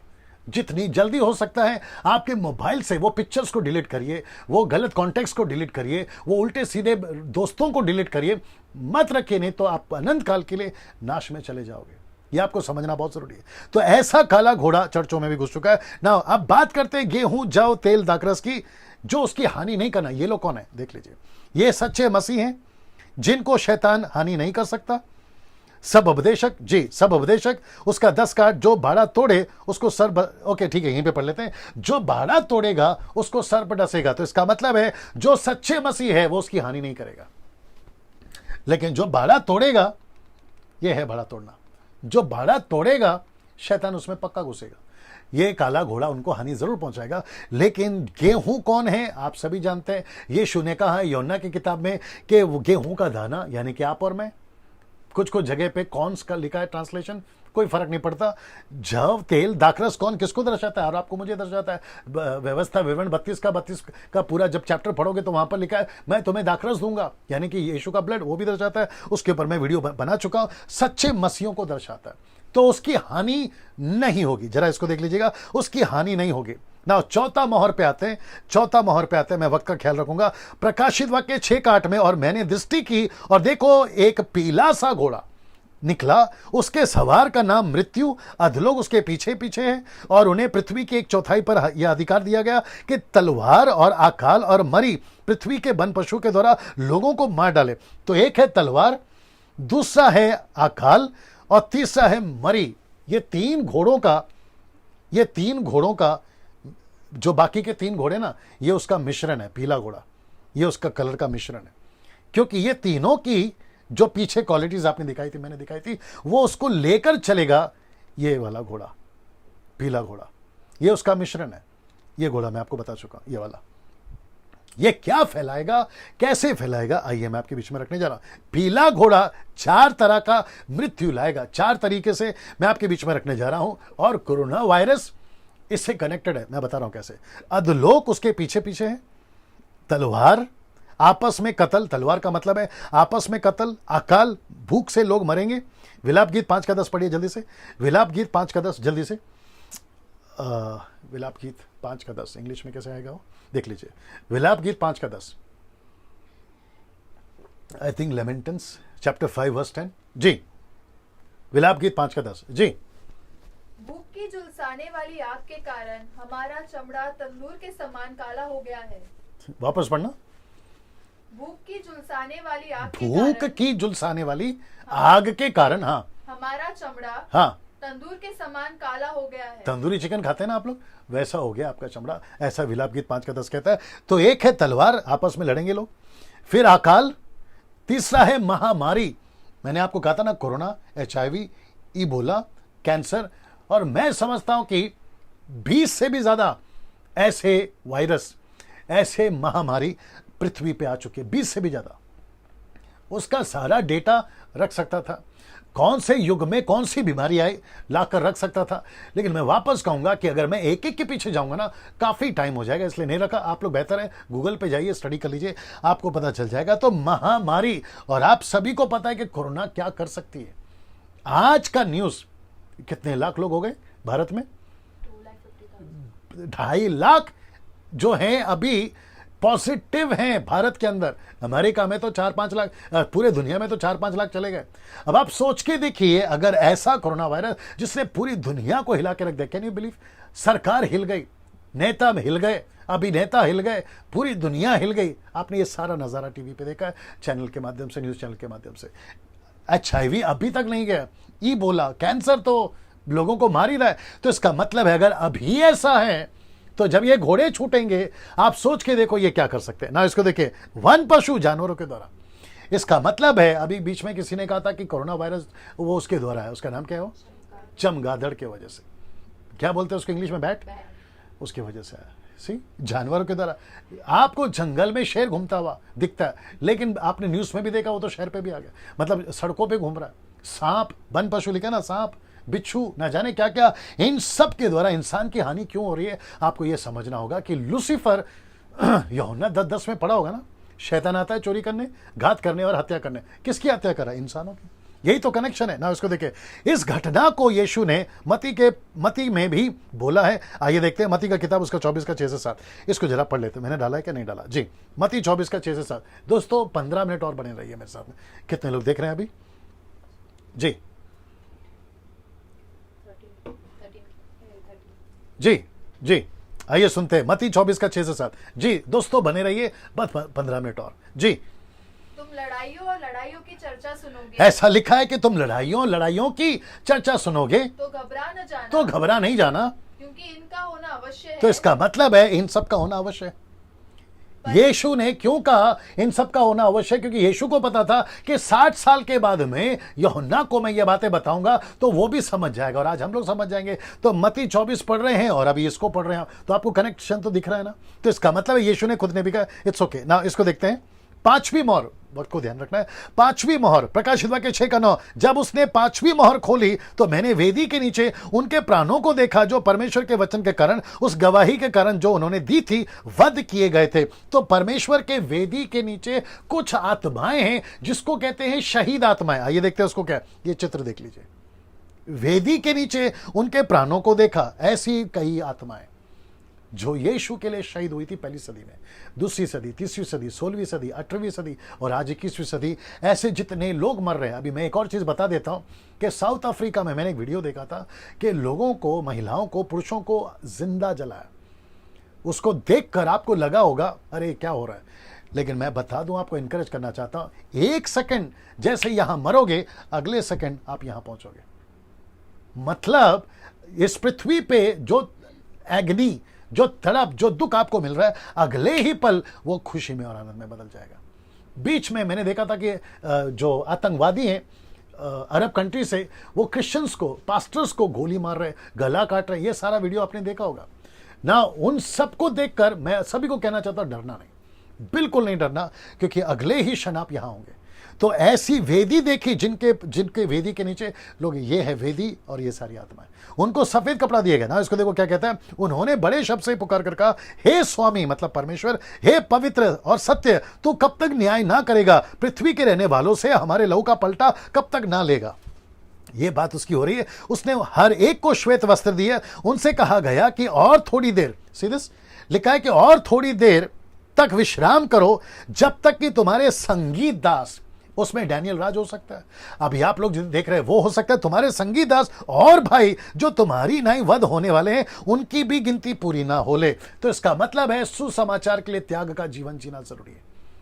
आप BMW में घूमो, मुझे कोई तकलीफ नहीं है। आप 2 BHK 3 BHK में रहो, कोई तकलीफ नहीं है। आपके पॉकेट में पैसे आ जाए, कोई तकलीफ नहीं है। आप जहां घूमना चाहो, देश विदेश, कोई तकलीफ नहीं है। अगर आपने वो विचारधारा नहीं लाए कि प्रभु सब कुछ तो दे रहा, तेरा धन्यवाद, लेकिन तेरे लिए शहीद होने को भी तैयार हो, ऐसे कॉन्सेप्ट में चलना है सर आप लोगों को। लेकिन कुछ लोग क्या प्रचार कर रहे हैं कि हमको कोई तकलीफ नहीं आएगी, तो फिर ये सब क्या है? एक पहलू नहीं देखते ना सिक्के का, दोनों पहलू देखना है, because every coin has a two side. आपको दोनों तरफ का देखना है। ये मैं आपके बीच में रख रहा हूं ना। दोस्तों इसको देखिए, इसका अर्थ है कि जो लोग प्रभु में शहीद होते हैं, उनको दो क्षमता दी जाती है। एक है उनको देख सके पृथ्वी पर, एक क्षमता। दूसरा है वो हमारे लिए प्रार्थना कर सके।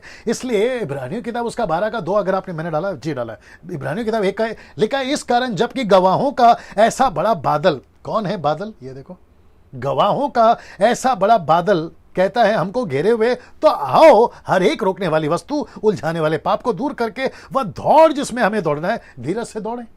तो सेवा करो। शहर के पास्टर्स और गांव के पास्टर्स, मैं आप सभी को एनकरेज करना चाहता हूं, आपको किसी के बाप से नहीं डरना है यीशु की सेवा करते हुए। वो चाहे लाल झंडा वाला हो, पीला झंडा वाला हो, नीला झंडा वाला हो। आगे जो समझदार है वो समझ रहा होगा मैं क्या बात कर रहा हूं। आपको किसी से नहीं डरना है। आप जैसे यहां मरोगे, सीधा इधर, सीधा इधर, किसी से नहीं डरना। यहां तकलीफ होगी, पल भर का होगा। एक गोली मारेंगे, वो तकलीफ होगा। गला काटेंगे, वो तकलीफ होगा। आपको जिंदा जलाएंगे, वो तकलीफ होगा। लेकिन जैसे ही यहां से खत्म होगी, यहां आंख बंद, यहां आंख खुली। और बाइबल कहती है तुम विश्राम करो, सीधे तुम विश्राम करो। Can you believe this? और साथ ही साथ में कहता है कि उनको दो क्षमता है। ये मेरा अपना इंटरप्रेट है, जो मुझे पता चला, क्योंकि वो कह रहे हैं कि इनके लिए ये कब तक ऐसे सहेंगे, हम कब तक ऐसे सहेंगे, तो हमारा पलटा कब मिलेगा, ये उसकी बात में आ रहा। हमको वो देख सकते हैं, ये क्षमता प्रभु दे सकता है। क्या नहीं दे सकता? एलीशा को एक्सक्यूज मी, एलीशा को चारों तरफ का पहाड़ का अग्निमय रथ दिखा सकता है। उसके नौकर को दिखा सकता है। जी दोस्तों, उसके नौकर को दिखा सकता है। स्वर्गदूत दिखा सकता है। ये दृश्य क्यों नहीं दिखा सकता? परमेश्वर क्या नहीं कर सकता? इसलिए परमेश्वर को किसी डब्बे में मत डालो, जिसको कहते हैं लिमिटेशन डब्बा, वो उसमें मत डाला करो। दूसरा है, हमारे लिए प्रार्थना कर रहे हैं वो लोग, ठीक है ना। इसको देखिए, दूसरा कुरिन्थियों 5 का 1 से 5 तक पढ़ते हैं। 2 Corinthians chapter 5 verse 1 to 5 आइए सुनते हैं, जो कि बहुत जरूरी है। जी जी, आप इसको इसमें पढ़ लीजिए। जी जी। क्योंकि हम जानते हैं कि जब हमारा पृथ्वी पर का डेरा सरी का घर गिराया जाएगा, तो हमें परमेश्वर की ओर से स्वर्ग पर एक ऐसा भवन मिलेगा जो हाथों से बना हुआ घर नहीं, परंतु चिरस्थायी है। इसमें तो हम कहराते और बड़ी लालसा रखते हैं कि अपने स्वर्गीय घर को पहन ले, कि इसके पहनने से हम नंगे न पाए जाए और हम इस डेरे में रहते हुए बोझ से दबे कहराते रहते हैं, जी। क्योंकि हम उतरना नहीं वरन और पहनना चाहते हैं, इसको हम पढ़ते रहो, इसको हमें पहनना है। ताकि वह जो मरणहार है जीवन में डूब जाए। जिसने हमें इसी बात के लिए तैयार किया है वह परमेश्वर है, जिसने हमें बयाने में आत्मा दी है। राइट नाउ तो पौलुस कहता है हम तो इसको पहनना चाहते हैं, जितनी जल्दी हो सके हम उस वस्त्र को पहनना चाहते हैं। हम यहाँ कराते हैं, हम यहाँ तड़प रहे, लेकिन हमारा एक डेस्टिनेशन है, हमारा एक मंजिल है, हम वहाँ जाएंगे। इसलिए मैंने बोला ये बहुत ज़रूरी है। नाउ दोस्तों, छठवीं मोहर का ए पार्ट या एक हिस्सा, 2 पार्ट है ए एंड बी, इसलिए मैंने लिखा ए। आइए देखते क्या है ना। प्रकाशित वाक्य 6 का 12, मेरे साथ में बने रहे। कितने लोग देख रहे हो देखो, ये बताते रहो बीच बीच में। प्रकाशित वाक्य 6 का 12, और जब उसने छठवीं मोहर खोली तो मैंने देखा कि एक बड़ा बुडोल हुआ, सूर्य कंबल की नाई काला और पूरा चंद्रमा लहू का सा हो गया। ये वचन देख लीजिएगा, कहता है मत्ती 24 का 29, उन दिनों के क्लेश के बाद तुरंत सूर्य अंधेरा हो जाएगा, चांद का प्रकाश जाता रहेगा, तारे आकाश से गिर पड़ेंगे, आकाश की शक्तियां हिलाई जाएगी। तो इसका मतलब है कि ऐसा होगा जब छठवीं मोहर खुलेगी, ये सब कुछ होगा ना। दोस्तों इसको देख लीजिए, प्रकाशित वाक्य 6 का 13 से 17, आकाश के तारे पृथ्वी पर ऐसे गिर पड़े जैसे बड़ी आंधी से हिलकर अंजीर के पेड़ से कच्चे फल झड़ते हैं। आकाश ऐसा सरक गया जैसा पात्र लपटने से सरक जाता है। हर एक पहाड़ टापू अपने अपने स्थान से टहल गया। पृथ्वी के राजा, प्रधान, सरदार, धनवान, सामर्थी लोग, हर एक दास और हर एक स्वतंत्र पहाड़ों की खौ में, मतलब उनको छुपने की जगह के लिए चट्टानों में छिपे और पहाड़ों और चट्टानों से कहने लगे हम पर गिर पड़ो।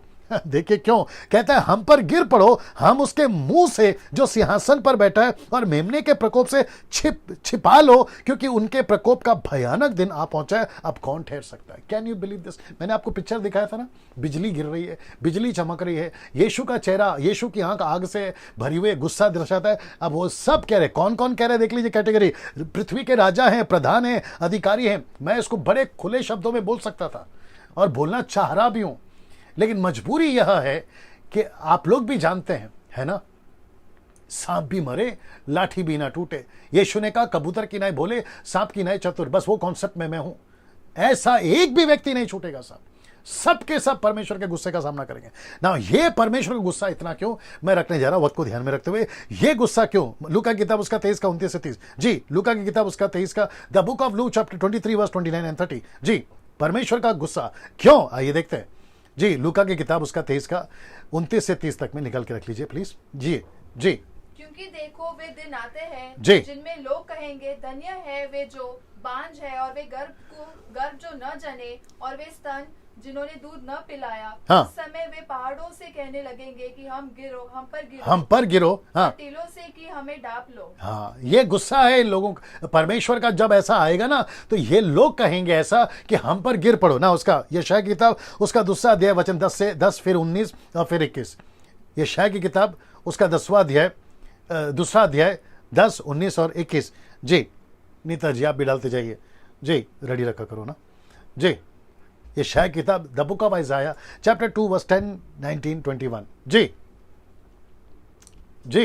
यहोवा के भय के कारण और उसके प्रताप के मारे चट्टान में घुसा जा और मिट्टी में छिप जा, क्योंकि आदमियों की घमंड मेरी आंखें नीची की जाएगी और मनुष्य का घमंड दूर किया जाएगा, और उस दिन केवल यहोवा ही ऊंचे पर विराजमान रहेगा। सी, ये सारे वचन मैं क्यों बता रहा हूं? आपको पता चले कि ओल्ड टेस्टमेंट में भी ये बातों की चर्चा की गई है। लूका में तो की है, ओल्ड टेस्टमेंट भी की है। 19 पढ़िए जी। जब यहोवा पृथ्वी को कंपित करने के लिए उठेगा, हाँ, तब उसके भय के कारण और उसके प्रताप के मारे लोग चट्टानों की गुफाओं और भूमि के बिलों में जा घुसेंगे। सी, अभी 21 जी। और जब यहोवा पृथ्वी को कंपित करने के लिए उठेगा, तब वे उसके भय के कारण और उसके प्रताप के मारे चट्टानों की दरारों और पहाड़ियों के छेदों में घुसेंगे। अभी सपन्या क्या कह रहा है वो भी देख लीजिए। पहला अध्याय 14 से 18, सपन्या की किताब उसका पहला अध्याय 14 से 18। आइए सुनते हैं जी जी। यहोवा का भयानक दिन निकट है जी जी। वह बहुत वेग से सम्मित चला आता है। यहोवा के दिन का शब्द सुन पड़ता है। वहाँ वीर दुख के मारे चिल्लाता है। वह रोष का दिन होगा, वह संकट और सकेती का दिन, वह उजाड़ और विनाश का दिन, वह अंधेर और घोर अंधकार का दिन, वह बादल और काली घटा का दिन होगा। वह गढ़वाले और नगरों और ऊंचे गमटों के विरुद्ध नरसिंगा फूंकने और ललकारने के दिन होगा। मैं मनुष्य को संकट में डालूंगा और वे अंधों के समान चलेंगे, क्योंकि उन्होंने यहोवा के विरुद्ध पाप किया है। उनका लहू धूलि के समान और उनका मांस विष्ठा के समान फेंक दिया जाएगा। यहोवा के रोष के दिन में न तो चांदी से उनका बचाव होगा और न सोने से, क्योंकि उसके जलन की आग से सारी पृथ्वी भस्म हो जाएगी और वह पृथ्वी के सारे रहने वालों को घबराकर उसका अंत कर डालेगा। आप सोच सकते हैं ना, इतना गुस्सा क्यों डैनियल भाई? परमेश्वर को इतना गुस्सा क्यों? आइए वो भी आपको बीच में रख देता हूं। इतना गुस्सा क्यों? पिता को और पुत्र को इतना गुस्सा क्यों? ये देख लीजिए आप। वो इसलिए इतना गुस्सा है दोस्तों, दुनिया ने मसीहों का बहुत लहू बहाया था। दुनिया भर में कलीसिया बहुत सताई गई थी, तब भी और अब भी। ये गुस्सा है, ये जो वचन है ना, ये गुस्सा है। अब कुछ लोग कहते हैं, बड़े ध्यान से सुनिए, कल भी बोला था, कुछ लोग कहते हैं कि अगर सेवक को मार पड़ रही है तो क्यों ना हम मोर्चा निकालें, क्यों ना हम बगावत करें, और क्यों ना हमारा जो कॉन्स्टिट्यूशन जो हमको राइट देता है वो हम दुनिया को बताएं। भैया कितना बताओगे? परमेश्वर कहता है कि एक दिन इंतजार करो, मैं बदला लूंगा और मैं दुनिया को बताऊंगा कि कलीसिया को सताने के चलते, मेरे बच्चों को सताने के चलते तुमने जो जो गलत किए हैं उसका पूरा बदला लूंगा। ये दर्शाने की बात कर रहा है यहां पर ना। चाइना और नॉर्थ कोरिया, आप सोच नहीं सकते, ये दो कंट्रीज ने मसीहों को, न जाने लाखों मसीहों को अभी भी जेल में रखा है। उनको खाना नहीं है, टॉर्चर की तो इंतहा कर दी, लिमिट क्रॉस है। ऐसा सब कर रहे हैं यहां पर। पहली सदी से लेकर 21वीं सदी तक दुनिया ने मसीहत को बहुत सताया। मैं वापस कह रहा हूं कि मैं उन सब की फोटो, उनका नाम, कौन से सेंचुरी में किसने कितनों को सताया, कैसे सताया, वो सारा डेटा रख सकता था, लेकिन आप ही समझिए वक्त की कमी है।